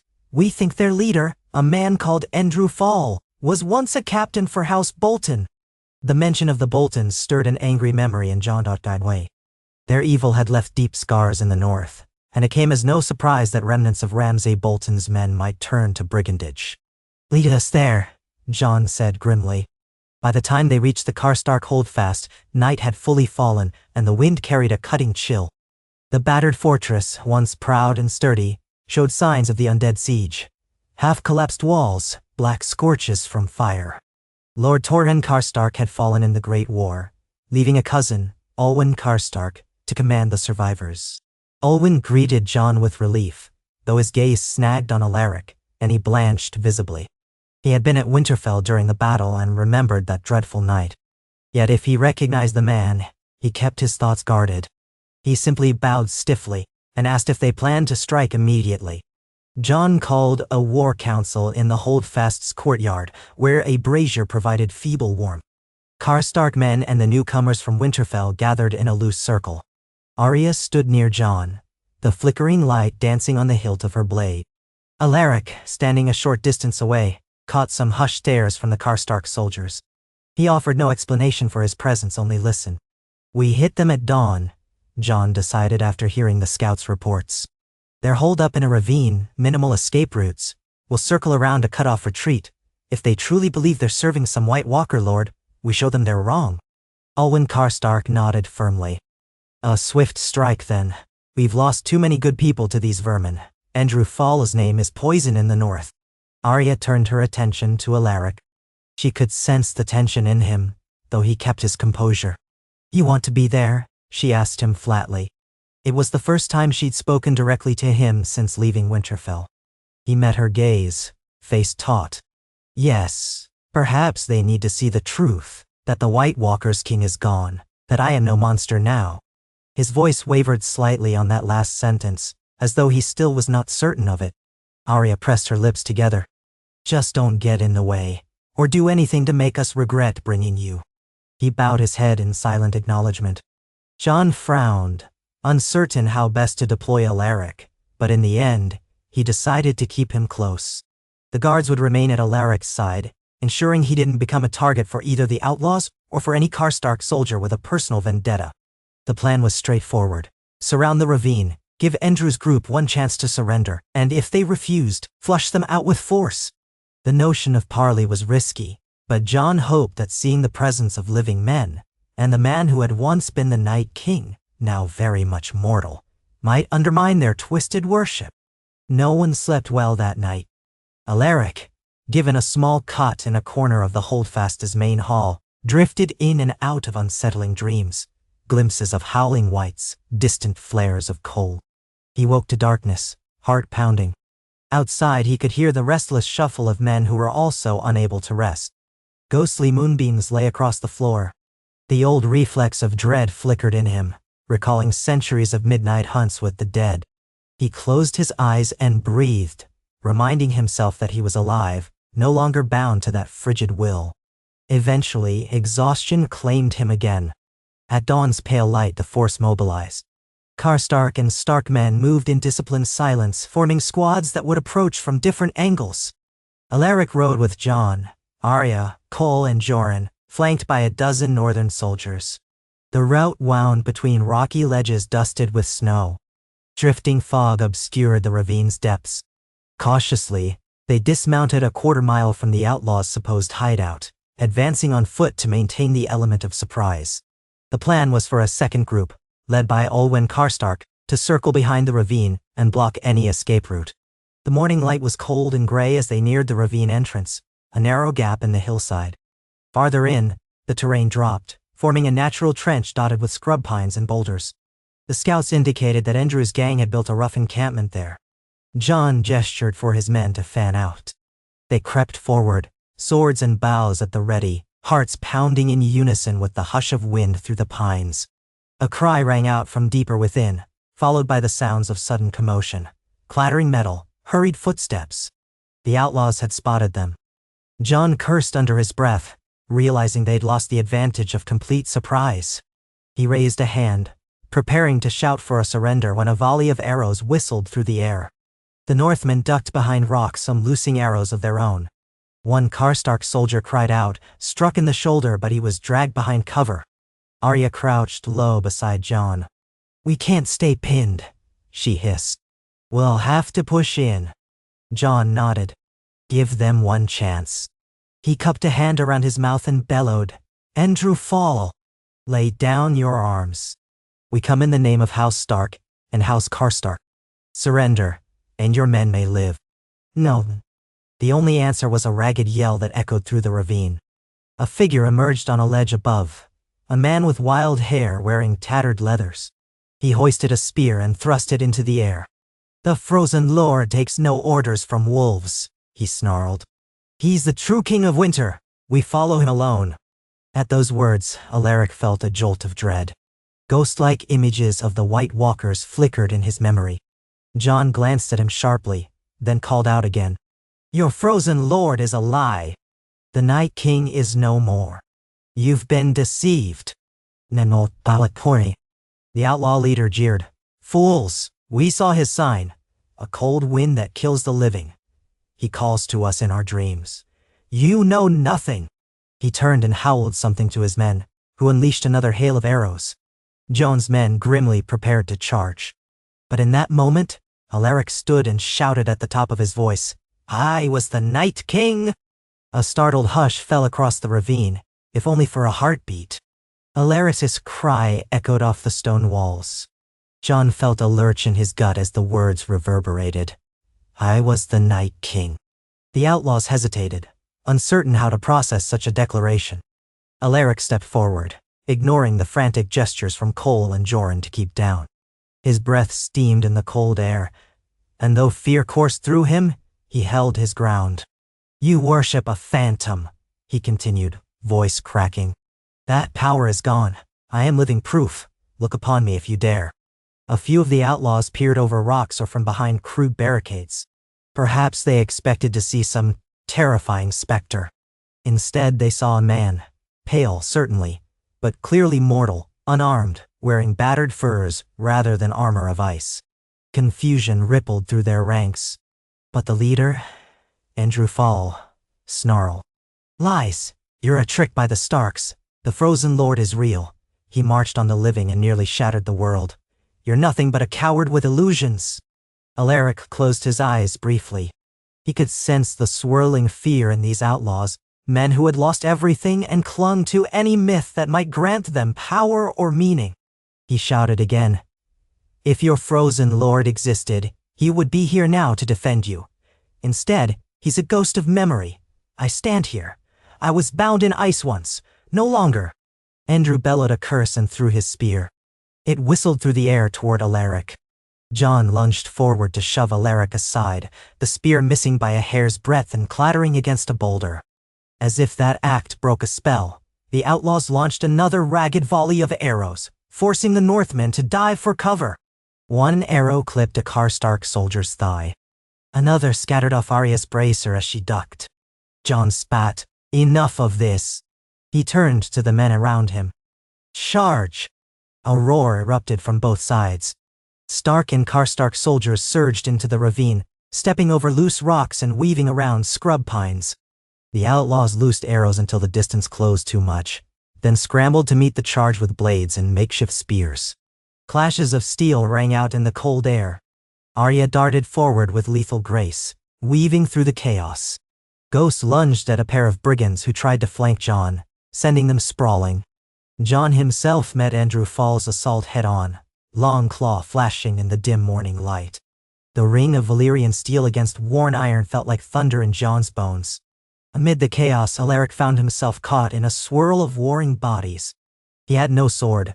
John had insisted he carry only a small knife for self-defense, and he'd hardly trained for any form of combat as a mortal. He took a tentative step back, pressing against a boulder for cover as a pair of outlaws rushed by, locked in struggle with a northern soldier. Cole and Joran tried to remain near him, fending off attackers. Alaric's breath came in quick gasps. The entire scene was a jarring reminder of the centuries he had commanded an army that knew no fear or fatigue, unstoppable in its march of death. Now, as a mere man, chaos pressed in on him. One outlaw broke away from the melee, turning his wild eyes on Alaric as though recognizing him. "You!" he snarled. "You're the one who claims to be the Night King. Prove it, demon." He lunged, swinging a hatchet. Alaric stumbled backward, brandishing his knife without real skill. At the last moment, Cole threw himself between them, parrying the hatchet with a short sword. The impact rang out. "Stay behind me," Cole hissed at Alaric. But Alaric saw a flicker of movement to Cole's left, another outlaw rushing in with a spear. "Cole!" Alaric shouted, grabbing hold of the guard's arm to yank him aside just as the spear stabbed forward. It missed by inches. Panicked, Alaric lashed out with his small knife.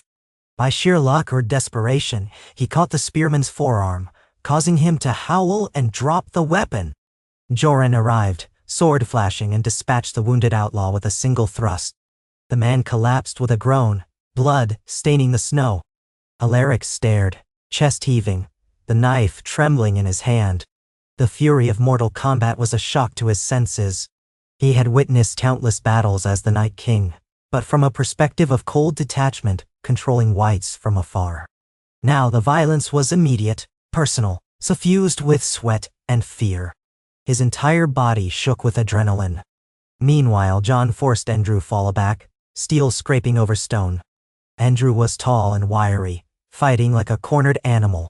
His eyes blazed with a twisted fervor, as though the mention of the Frozen Lord had given him a purpose beyond mere brigandage. "You can't kill us all," he spat at John. "We're the harbingers of the new winter." John clenched his jaw. The new winter died with the old. "Stand down." He pressed the attack, Longclaw cutting arcs through the air. Andrew parried desperately, but John was the stronger swordsman. One powerful blow forced Andrew's weapon aside, opening his flank. John kicked him in the torso, sending him skidding back on loose gravel. Andrew coughed, blood flecking his lips. He glared at John, then lunged again. Their blades locked with a shriek of metal, and John grit his teeth, using brute strength to force the brigand's sword aside. Then, with a sharp pivot, John slammed the pommel of Longclaw into Andrew's temple. The man dropped, stunned but alive. Across the ravine, the outlaws' resistance quickly collapsed once their leader fell. Some tried to flee deeper into the ravine, only to be intercepted by Alwyn Karstark's flanking party. Others threw down their arms, cursing or sobbing. Within minutes, the chaotic skirmish ended. The Northmen stood victorious, though a few lay wounded in the snow. The outlaws knelt or cowered disarmed. Blood and breath steamed in the cold air, and the entire place reeked of sweat, fear, and victory's grim undertone. John knelt by Andrew, who was still half-conscious, clutching the side of his head. "Your fight is done," John said flatly. Andrew only groaned in defiance, spitting blood. 2 Karstark soldiers hauled him up roughly, binding his hands. All around, the defeated outlaws found themselves corralled into a makeshift holding area near a fallen pine trunk. Alaric approached gingerly, guards at his side. His heart still hammered, but the immediate danger had passed. He saw the outlaws glancing at him with a mixture of fear and confusion. One of them murmured, "They said the Night King would free us from mortal suffering." Another, looking upon Alaric's plainly mortal face, hissed, "He's a fraud." John heard these mutterings as he straightened, drawing a ragged breath. "Enough," he snapped. He gestured to Alaric. "Here is your so-called King of Winter. Look at him." The prisoners stared. Some scowled in denial. Others seemed shaken, as though a part of them recognized a faint echo of that frozen visage. Alaric met their gazes quietly, ashamed and resolute at once. "I was once cursed," he said, voice trembling just enough to betray his turmoil. "And that curse is gone. You who cling to the memory of winter's darkness must see that it's over. There is no cold savior. Only death and ruin would await you there." A few outlaws spat on the ground, but some began to sob. Their illusions shattered. They had no dogma left to hide behind. John turned to the Karstark soldiers and gave a curt nod. "Take them. They'll face justice for their crimes. Murder, kidnapping, raiding. Lord Karstark's holdfast can decide their fates. As for Andrew Fall, he'll answer for the blood he's spilled." Arya surveyed the battered outlaws, her expression hard. They wanted a White Walker to lead them. Now they see only the man who was once that walker, and it's cost them everything. She glanced sidelong at Alaric, who stood with drawn shoulders, as though carrying a mountain of guilt. When Alwyn Karstark arrived, he confirmed that his men had captured or killed the few outlaws who tried to slip away. The ravine was secure. Among the stolen goods, they found supplies meant for local villages and a few bits of Karstark silver plate. No sign of actual White Walker involvement existed, only crude altars where the brigands had left offerings, animal skulls, scraps of cloth, half-burned effigies of a horned figure made from twisted sticks. It was a pitiful testament to how fear had driven them to worship a shadow of the past. A handful of the outlaws, once they realized the hopelessness of their cause, prostrated themselves before Alaric, babbling apologies and pleas. It was as though they believed he retained a shred of his old power and might spare them. Alaric recoiled, deeply uncomfortable. He had no desire to be their object of worship or their scapegoat. He simply turned his face away, letting the Northmen pull the prisoners to their feet. John stepped in, stern but steady, ordering them to keep their heads bowed not to Alaric, but to the justice of the Starks and Karstarks. With the ravine secure, the group regrouped. Tending to the wounded took priority.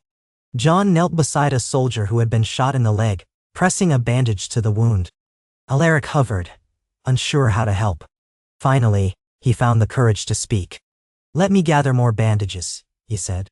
"I can at least help with that." Arya gestured him to go ahead. Thus Alaric spent the next hour tending to minor wounds, carrying water, and doing whatever small tasks he could. He never forgot that he was the cause, in part, of the twisted beliefs that had led to this violence. But he pushed that guilt aside enough to be practical. When the wounded were stable and the prisoners restrained, the search of the ravine turned up a handful of captives, villagers who had been taken hostage.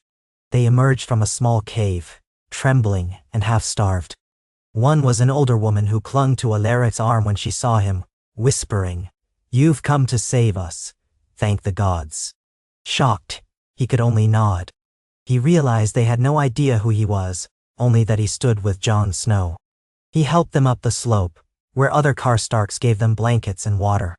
As he guided them, an odd warmth spread in his chest. He had never saved anyone like this. Even as a first man centuries ago, his life had been cut short before he might have known heroism. In that moment he felt a flicker of something that might have been pride or redemption, though he shied away from calling it that. By late afternoon the threat was quelled. The outlaws, now prisoners, were marched under guard toward the Karstark holdfast. Their makeshift shrine to the frozen lord was torn down, the effigies burned. Alaric stood and watched those flames with a complicated expression, as though he were seeing a funeral for the last vestige of his monstrous identity. Jon and Arya supervised, ensuring no stragglers remained. As the group trudged back over the ridges, the wind began to pick up, tugging at cloaks and ruffling Ghost's white fur. Alaric walked near Jon and Arya, silent. He could feel the gazes of some Karstark men upon him, puzzled, wary, perhaps a hint of gratitude for his role in preventing more bloodshed. He didn't know how to process that. His muscles ached, and the cut on his hand from the brief struggle throbbed dully. Mortal pain. In some bizarre way, it anchored him to the present. This was how men lived, with the sting of wounds and the relief of survival. They reached the holdfast at nightfall. A subdued sense of accomplishment settled over them. The threat was ended, at least here, and the Karstarks could begin to rebuild without fear of brigands claiming the name of the dead. Around a long table in the main hall they shared a meager meal of stew and bread. Lord Karstark's cousin, Alwyn, rose to thank Jon for his swift action and to ensure that House Karstark would remain loyal allies of Winterfell. Then, in a gesture few expected, Alwyn turned to Alaric. Though he did not mention the man's old identity, he inclined his head slightly and said, "You've my thanks as well for your part in today's events. Whatever else you may be, you helped free my people." A hush fell, and Alaric dipped his head, murmuring a soft acknowledgement. That was the end of it. But the significance lingered. A Karstark had openly thanked the man who had once nearly destroyed them all. Arya, sitting next to Jon, studied Alaric across the table. He seemed ill at ease, glancing around as though he feared condemnation might still strike him at any moment. The flickering torchlight revealed the pallor of his features, the drawn lines around his eyes. She recalled how, in the heat of the skirmish, he'd risked stepping forward to speak, endangering himself as well as everyone else. Was that courage or recklessness? Did it matter, if the outcome had spared lives? She toyed with her spoon, unsure of how to reconcile the layers of her own anger, confusion, and grudging respect. Eventually, she turned her gaze away, letting the conversation swirl around her. Jon privately shared some words with Alwyn Karstark about sentencing the outlaws. They concluded that many of the lower-ranking brigands, especially those coerced by fear, might be given a chance to atone through labor or conscription. But Andrew Fall and his top lieutenants who had orchestrated the murders and kidnappings would be executed. This was justice in the north, even in uncertain times. Jon felt no triumph in it. He merely recognized it as the law's due. He recalled how, under his father's teaching, a lord who passed the sentence should swing the sword. Yet as king in the north once, however contested, he considered that Andrew's crimes were against House Karstark. Let Olwyn make the choice. Night wore on, and men began seeking their bedrolls. Alaric found himself alone in a small corner of the holdfast's courtyard, gazing at the moonlit sky. He turned when he heard footsteps to see Arya approaching. She paused a few steps away, arms folded, the quiet night air pressing in around them. Her expression was intense as ever, but not hostile. For a moment they merely studied each other. "You stepped forward back there," Arya said at last, her voice low. "Shouting for them to see you. That was bold. You could have been killed." Alaric swallowed, recalling how the spear had nearly taken his life. "I know. Don't worry." "Why do that?" she pressed. He exhaled slowly. "Because I wanted them to understand. The idea of the frozen lord is a lie. They cling to a ghost of what I was. Better to face it now than let them spread death in its name." Arya nodded, her gaze never leaving his face. "You've changed then." His eyes dropped to the ground. "I have no choice but to change." I feel the weight of all I did, or caused. If there's any way to ensure it never happens again, I'll take it. Even if it kills me." He paused, then said softly, "You're the one who struck the final blow that night. You ended what I was." She tensed slightly, recalling the moment she drove the Valerian steel dagger into the Night King's side. Even now, thinking of it made her spine tingle.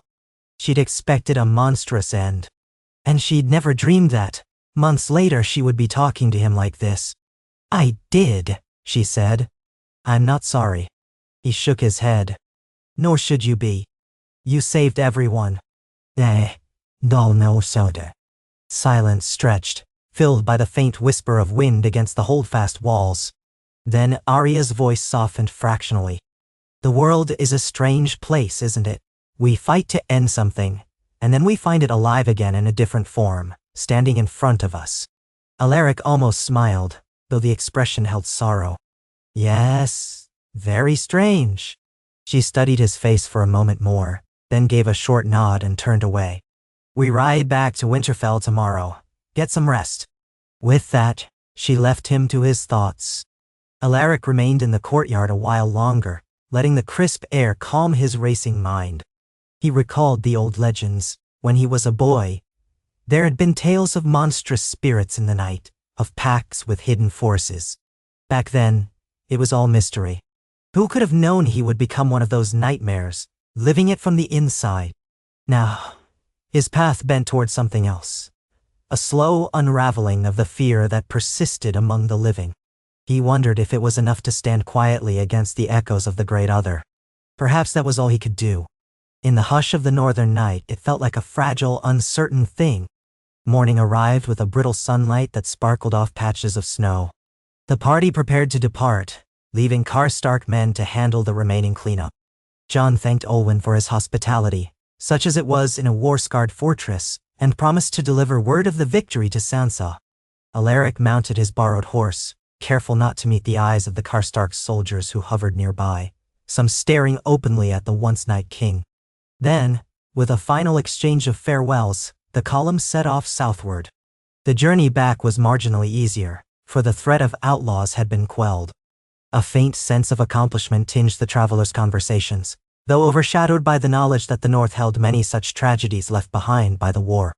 In lonely hamlets or remote homesteads, the memory of the dead still loomed like a scar. The living tried to hold on, each in their own way. As they rode, Alaric found himself beside Cole for part of the day. The guard was a middle-aged man with a weather-beaten face. He'd been assigned to watch Alaric like a hawk, yet during the skirmish had seen him help, not hinder. He cleared his throat and said gruffly, "You handled yourself well enough back there." Alaric glanced at him in mild surprise. "I just tried not to die. You and Joran saved me." Cole shrugged. "Hey, but you didn't run or freeze up. Speared that man's arm well enough. Surprised me, that's all." A strange, awkward gratitude welled in Alaric's chest. "Thank you." After a pause he ventured, "And thank you for stepping in to protect me." Cole gave a short nod, saying nothing more. Perhaps that was all the conversation they needed. Alaric let the silence return, a small sense of relief blooming. He had spent centuries as an icy terror, and now a simple acknowledgement from a guard felt like bridging an unfathomable gulf. That afternoon they passed through the same scattered villages they had seen on their way north. This time, a handful of townsfolk emerged to greet them. Word had traveled fast. The outlaws who invoked the White Walkers had been defeated. A few villagers timidly offered fresh bread or weak ale in thanks. Jon accepted the gestures, reminding them that Winterfell's gates were open to those who needed refuge. Alaric remained in the background, wearing his hood up, not wanting to be recognized or draw attention. Now and then, a child peeked at him from behind a parent's skirts, eyes wide. He felt an unease akin to shame, but also a stirring of hope that perhaps he could walk among the living without causing them to tremble in terror. As dusk fell on the second day of their return, they made camp in a clearing near a small river, letting the horses rest. Tents were pitched, fires lit. Men laughed wearily, swapping stories of the day's minor events. Alaric sat near one of the smaller fires alone at first, but eventually Arya drifted over, her expression inscrutable. She nodded to him, then sank down on a log. They watched the flames for a time, letting the crackle and pop fill the space. Eventually, Arya asked, "What will you do when we get back to Winterfell? Keep helping in the library?" He shrugged.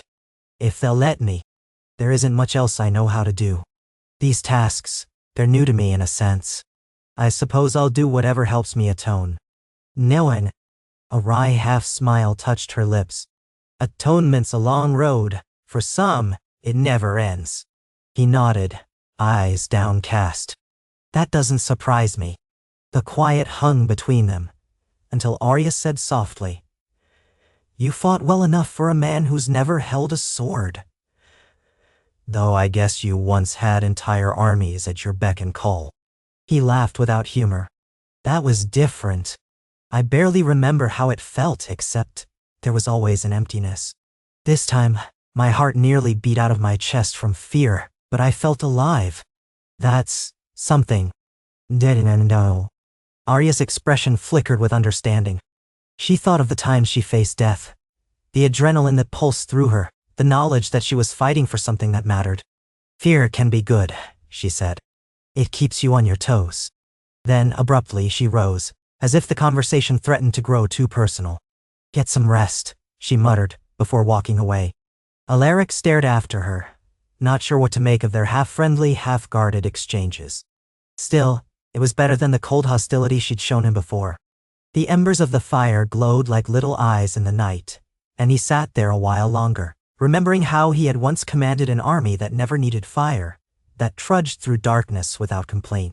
He closed his eyes, listened to the breathing of living men, the rustle of living horses. It was so different now. He was so different. Maybe that was all right. The following day they pressed on, crossing the miles between Karstark territory and Winterfell's lands. Ghost often padded near Alaric's horse, head tilted as if curious. Alaric felt a measure of unease around the direwolf, recalling how the beasts of the living were once an annoyance to his undead hordes. But Ghost showed no overt aggression, only a wary watchfulness. Jon had told Alaric once that the direwolves seemed to sense deeper truths about people. Alaric wondered if Ghost sensed the remnants of cold magic that had once clung to him. Or perhaps the wolf recognized that he was simply a man now, trying to find his way among the living. By late afternoon on the fourth day, the familiar towers of Winterfell came into view. The sight stirred an odd mix of relief and apprehension in Alaric's heart. Once, this place had stood against him in war, nearly overrun by his legions.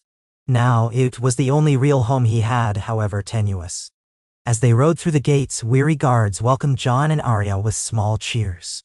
Stable hands rushed to take the horses.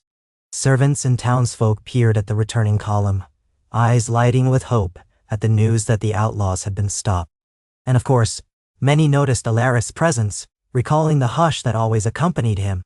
Yet it seemed less fearful now, more like uncertain curiosity. Jon dismounted and clasped arms with the captain of the guards, giving a brief summary of their success.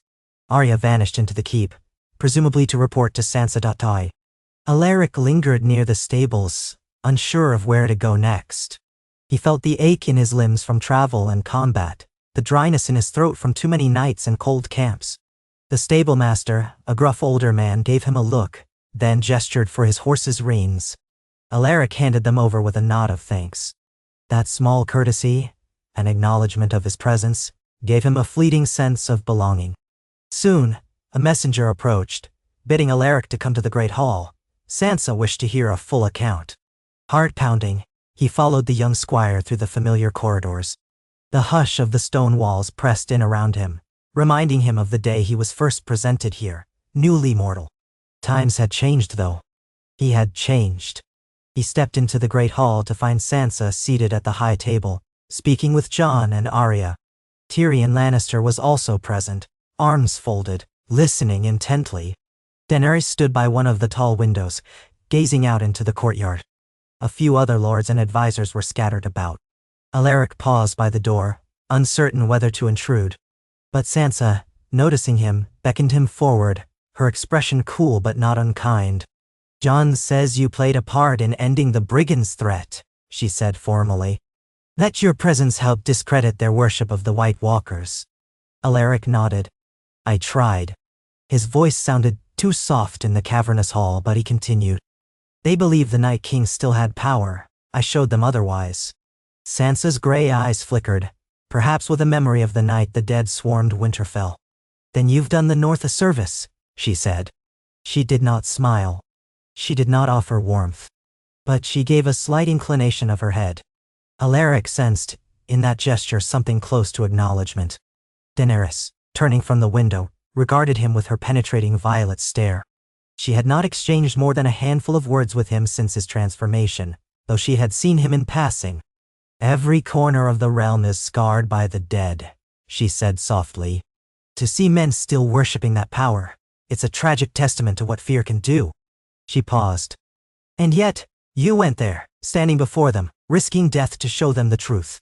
He bowed slightly, uncomfortable under her gaze. The truth needed showing. Jon broke in, voice laced with weariness.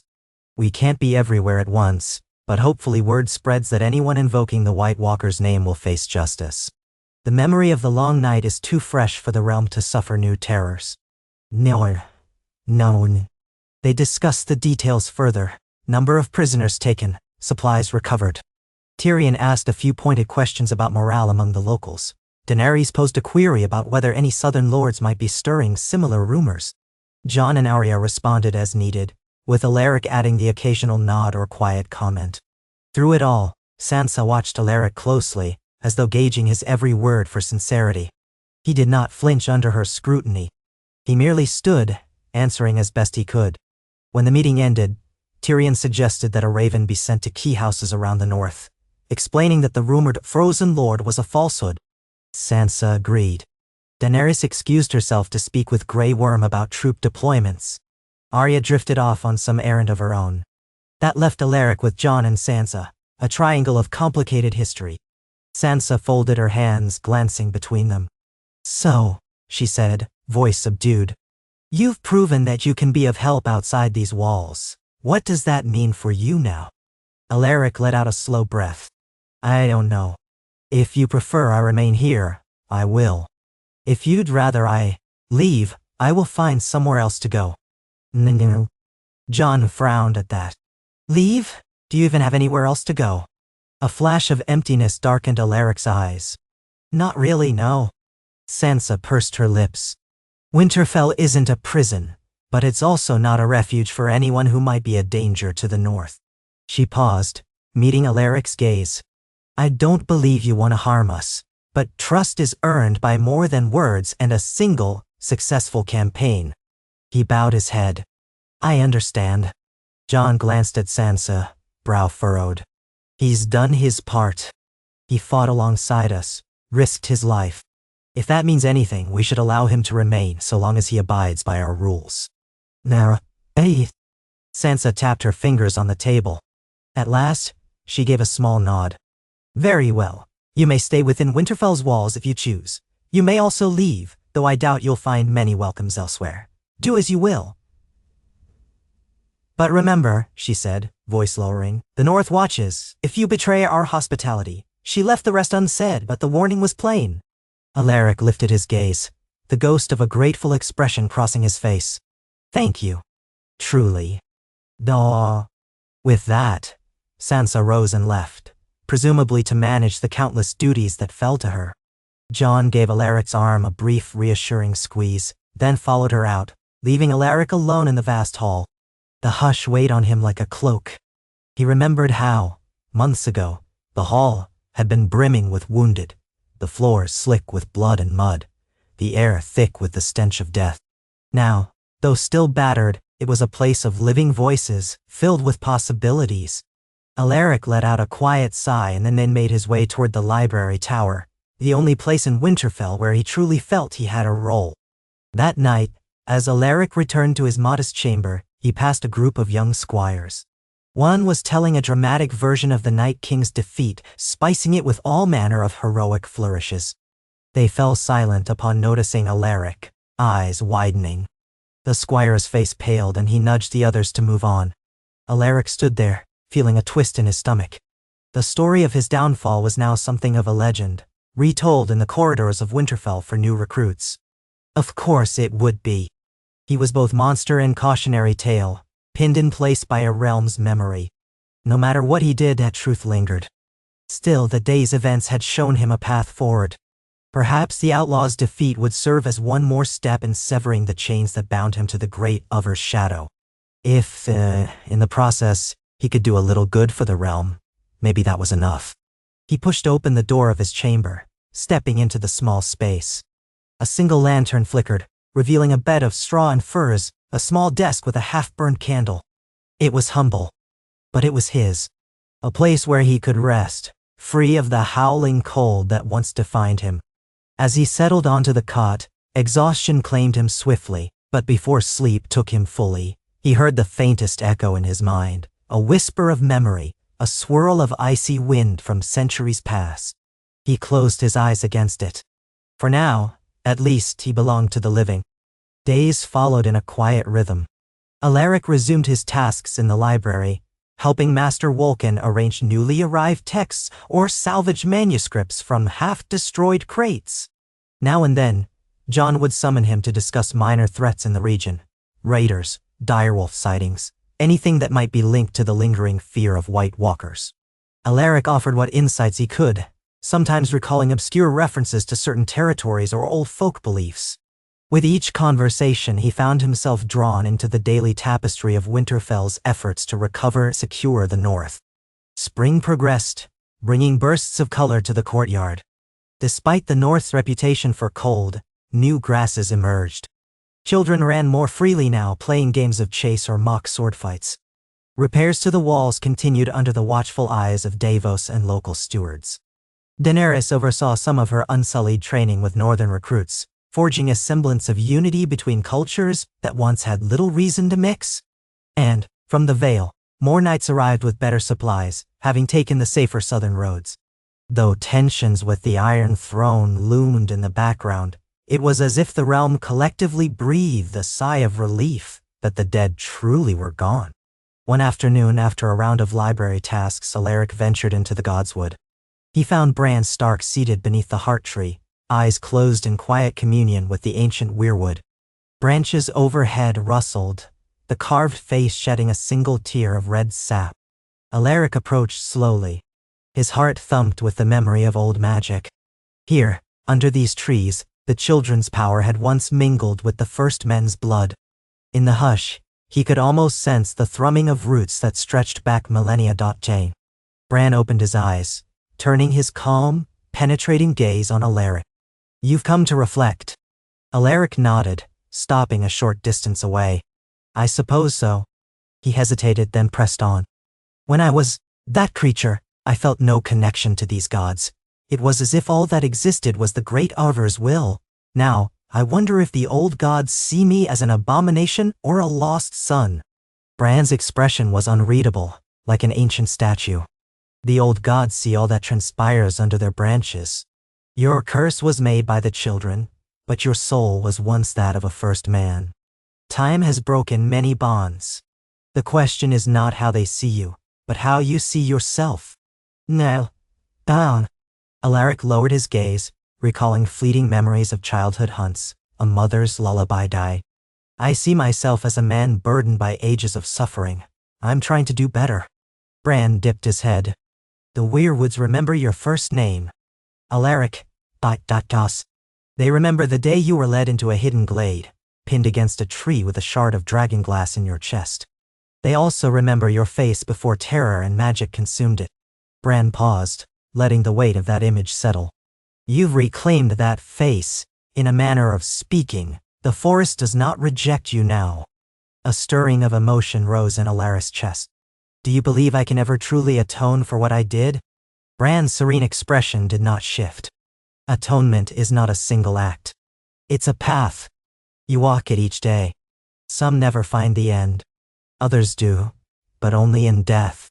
Either way, your story has taken a new turn. The old gods bear witness, but they do not judge. They endure." "Me?" For a moment, Alaric said nothing, letting the soft hush of leaves envelop him. Then he inhaled and said, "Thank you." He wasn't quite sure why he said it. Bran was the keeper of memory, not a confessor or judge. But perhaps to be seen and recognized by the one who held the knowledge of ages was enough to ease some portion of his burden. He settled onto the grass sitting near Bran in silence. The breeze ruffled his hair. He closed his eyes, imagining the swirl of centuries passing like a winter storm, only to recede into the quiet hush of living breath. In that moment, the Godswood felt like a place of fragile acceptance. For the first time, he allowed himself to believe that he might have some measure of belonging here. When he opened his eyes, Bran had slipped into that distant trance again, his attention turned inward toward the Weirwood's secrets. Alaric rose quietly, leaving him to his communion. Outside the Godswood, the day seemed brighter, the castle's courtyard filled with subdued energy as people went about their tasks. The war was over, the realm scarred but not defeated, and he was, in a small way, part of its attempt to heal. That evening, Alaric found himself in the library, alone at a large table with a single candle burning. Master Wolkin had retired for the night, leaving Alaric to finish sorting a batch of scrolls. The flickering light danced across the table, illuminating the faint dust motes in the air. He unrolled a scroll carefully, scanning it, a partial account of the long night written by some maester centuries after the fact, full of speculation and contradictory lore. Words jumped out at him. Night's King, the long night, Azor Ahai. He exhaled, remembering how men had built legends to explain terrors they barely understood. A soft sound came from the library entrance. Alaric glanced up to see Arya appear in the doorway. She took a few steps in, her footsteps silent on the stone floor. By now, Alaric was used to her quiet approach. She tilted her head at the scroll. "Reading about yourself?" He gave a humorless huff. "In a way. Though these accounts are full of myth and half-truths. They don't mention the children's role, or how the Great Over's power twisted me." And then, Arya stepped closer, hands behind her back. "A lot of our history is half-truths. The rest is stories to make sense of things that scare us." He nodded, letting the scroll roll up again. "I suppose you're right." She lingered as if debating whether to leave or stay. At last, she pulled out a small parchment from behind her back and laid it on the table. Alaric blinked, recognizing a sketch of the ravine where they'd fought the outlaws, a rough map with notes about paths and vantage points. "I drew this," Arya explained, somewhat self-consciously. "I thought it might help if we keep records of these incidents, to warn travelers, or watch for future gangs. Maybe you can file it among the library's charts." Alaric took it carefully, impressed by the detail. "Certainly, it'll be good to have a record of that place." Arya half smiled. "I'm not much of a cartographer. My lines are shaky. But I figure it's better than nothing." He studied the lines, noting the approximate location of watch points, the downward slope into the ravine. "It's very precise," he murmured. "Thank you." She cleared her throat. "You risked yourself in that fight, saved Cole. You might have saved more than that. If you hadn't shouted, maybe those outlaws would have doubled down on their delusion, and more blood would have been shed." She paused, then continued. "I wanted to say, I see that you're trying." A warmth spread in his chest, a cautious relief. "I appreciate that. I'll keep trying." Arya nodded, stepping back. "Just don't get too comfortable. The realm has a way of throwing new dangers at us when we least expect it." He inclined his head. "I'm learning that." A faint smirk touched her lips. "Good night, Alaric." Then she turned and walked away, footsteps as light as a cat's. Alaric watched her go, marveling that the woman who had quite literally ended his undead existence now engaged him in measured conversation. Time could twist fates in ways no one anticipated. He placed the hand-drawn map aside, returning to the scroll he'd been examining, though he found his attention drifting. After a moment, he extinguished the candle, deciding he'd had enough of histories for the evening. Some stories, he realized, were better written by living actions than read in dusty tomes. Life in Winterfell rolled on, with Daenerys slowly gathering her strength to move south and address the uncertain Iron Throne. Jon wrestled with his obligations to the north, torn between loyalty to Daenerys and the desire to see the north remain free. Sansa, increasingly seen as the Lady of Winterfell, navigated political storms in her own careful way, forging alliances with lords who once doubted her. Arya continued her quiet comings and goings, slipping out of the castle on errands only she and a few others knew about. Through it all, Alaric remained an odd fixture, Neither fully accepted nor wholly outcast, a man once cursed now living in the castle he had nearly destroyed. Gradually, the stares grew less pointed, the whispers softer. He was not quite a friend, not quite a prisoner. Yet perhaps he was a member of Winterfell's extended household in some nebulous sense. He performed tasks, aided in what small ways he could, and was occasionally consulted about matters of old lore. At times he could almost forget the swirling guilt inside him, though it returned each night in dreams that revisited atrocities I'd overseen in the centuries of cold. Each morning he awoke determined to keep walking that path of penance. The realm, too, advanced. Ravens brought news of roads being cleared, of the Vale's continued stability, of the Iron Islands forging an uneasy peace under Yara. Tormund Giantsbane, leading free folk beyond the wall, sent a message that their lands remained quiet, free of whites for the first time in living memory. Some of those free folk even ventured back toward the gift, hoping to find farmland or trade. Slowly, tentatively, the scars of war healed, and in the quiet spaces of Winterfell, Alaric discovered that life, in all its fragile beauty, refused to submit to despair. One evening, on a whim, Alaric climbed to the top of the castle ramparts, seeking the vantage of Winterfell's heights. The sky had cleared to reveal a sprawl of stars across the firmament, a silent tapestry that watched over all mortal struggles. He stood there, bracing against a mild breeze, letting the crisp night air fill his lungs. Far below, the courtyard was lit by a few torches. The north stretched dark and endless beyond the walls, a realm of forests, hills, and scattered lights of villages. He remembered flying over that same darkness once, astride a white dragon, or commanding whites that had no use for warmth or rest. A shudder ran through him, and he closed his eyes, holding tight to the parapet as if grounding himself in the present. A moment later, a quiet voice spoke from the shadows of a turret stairwell. "Couldn't sleep?" Jon Snow stepped forward, black cloak blending into the gloom, only his face lit faintly by starlight. Alaric opened his eyes. "I sometimes come here at night. The sky reminds me how small we are." Jon gave a faint nod, joining him at the rampart's edge. "I used to come up here too, watch the stars, the snow. It made me feel closer to something beyond all the fighting." He paused. "You did well in the north. You've done well here too." Alaric glanced at him, uncertain how to reply. "Thank you. I'm just trying to do what I can." Jon leaned his elbows on the stone ledge. "Men like me, we live by the sword. But you were forced to do something worse. I never knew what it was like to be used by a power that unstoppable." He exhaled. "I see the toll it takes on you. Guilt can be crippling." Alaric lowered his gaze. "Yet guilt is better than emptiness." Jon's eyes lingered on him. That might be true.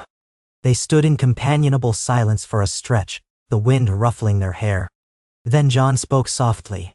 "I gave up my title as king in the north to protect these lands. The realm. People think I'm a fool for it or that I always kneel. But I couldn't bear the thought of the dead overrunning everyone. Now after all that, everything is in flux. Daenerys wants the throne, but the north is weary. House Stark has faced so many betrayals. And me. I am caught between claims and duty. Now after all." Alaric listened quietly. He knew little of courtly intrigue, but he recognized conflict in Jon's voice. "You did what you believed was right," he said. "That's all we can do, isn't it?" Jon huffed a small laugh. "It should be." His gaze flicked to the far horizon. "The world might need something more, but I'm not sure what that is yet." Nelis Palante. Alaric studied Jon's profile, the man who had once taken a fatal knife wound from his own brothers and been raised back to life by Melisandre's power. There was a kinship in that. Both of them had died and returned, changed forever. Both carried burdens of the past, though Jon's were not measured in centuries of atrocity. "If I can help in any way, I will," Alaric said simply. Jon half smiled, appreciating the offer. "I believe you. Rest, Alaric. Tomorrow, we face another day. Now, oh." With that, he gave Alaric a small clap on the shoulder and turned to descend the stairwell. Alaric remained, gazing up at the stars. He thought of the old worship among the first men, of the dawn that ended the long night. Even the brightest star was dwarfed by the vastness around it, yet it still shone. Maybe the living were like that? Small, fragile, determined to shine regardless of the cosmic cold that once tried to snuff them out. Eventually he followed Joan's path back into the castle. The corridors were hushed, torches sputtering as the night advanced. He found his chamber and settled onto the bed. In the darkness he closed his eyes and for a time was able to sleep without being hounded by nightmares. There was a kind of peace in that unbroken rest, a testimony that some wounds, however deep, could begin to mend. And so time moved forward in Winterfell, each sunrise bringing small steps toward normalcy. Alaric took heart that he was no longer stared at with naked fear. At worst, he received cautious neutrality. Occasionally, the slightest kindness would find him. A stable boy offering him an apple with a shy smile. An old retainer patting his shoulder in thanks for fetching a crate of supplies. Each gesture was a gift, a reminder that acceptance was not an impossible dream. He kept toiling quietly, hoping that in the slow accumulation of helpful acts, he might find redemption. Or if not redemption, then at least the chance to do right by the realm he once sought to destroy. On a day near the cusp of true spring, when the wind carried a fresh scent of thawing earth, a raven arrived bearing news from King's Landing. Sansa read the missive in private, then summoned Jon, Daenerys and Tyrion to confer. Word spread in hushed tones that a new conflict brewed. Lords in the Crownlands and the Stormlands had banded together, uncertain of Daenerys' claim. Tensions rose, with small skirmishes near the Blackwater. Some insisted that Daenerys must come to King's Landing in peace, or not at all.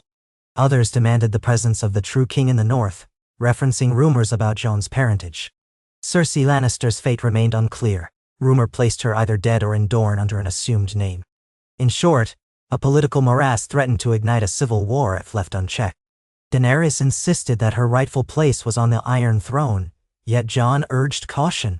The north had bled enough, and Daenerys' forces were still recovering. Tyrion quietly suggested a diplomatic approach, perhaps a council or a meeting of lords to negotiate.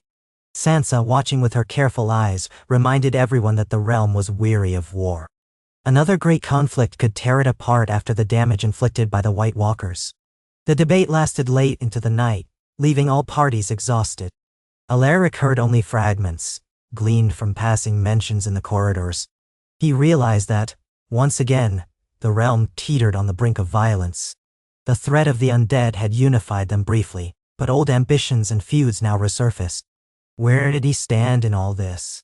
He was not a lord, had no banner, and commanded no one's loyalty.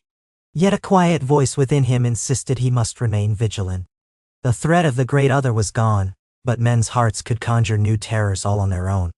In the following weeks, Daenerys made preparations to depart for King's Landing, aiming to quell tensions before they flared into outright rebellion. She would take a portion of her Unsullied along with some loyal Northern Knights and Vale Riders. Tyrion would go as her hand. Jon wrestled with whether to accompany her. His presence might lend weight to her cause, but it also risked leaving the North feeling abandoned. Sansa, who had proven her leadership during the long night, could hold Winterfell. But would the lords feel secure without Jon's presence?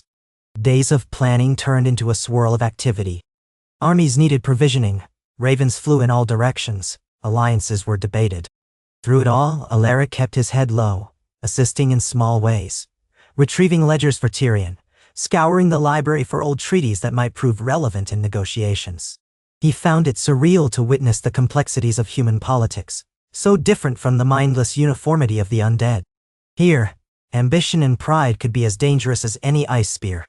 He prayed silently, though to which god, he did not know, that the realm would not tear itself apart so soon after surviving the dead. One afternoon, Jon came to Alaric with a pensive look. "I'm leaving in 2 days with Daenerys and her retinue.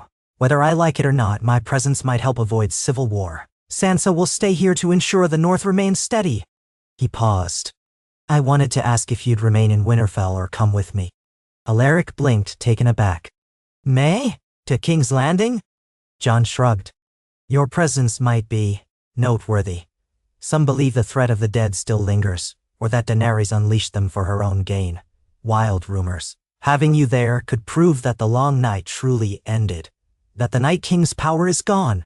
Alaric felt a chill at the thought of venturing into the heart of the Seven Kingdoms, where the notion of him would be even more alien, if not terrifying.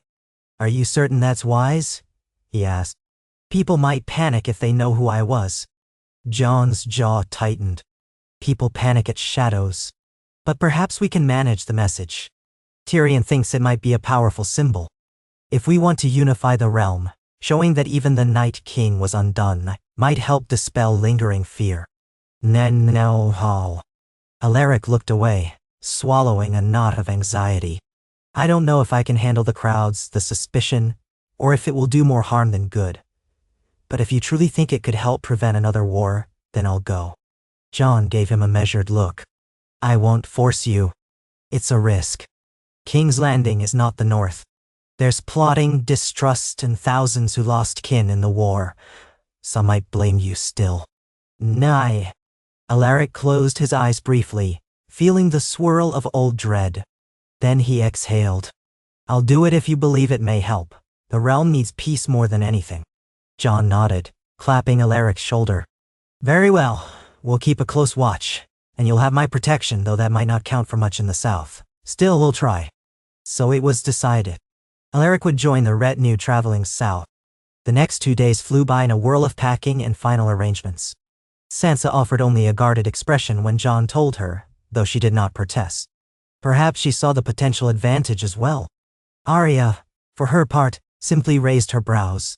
Don't lose your head down there, she told Alaric in a dry tone, as if teasing and warning at once.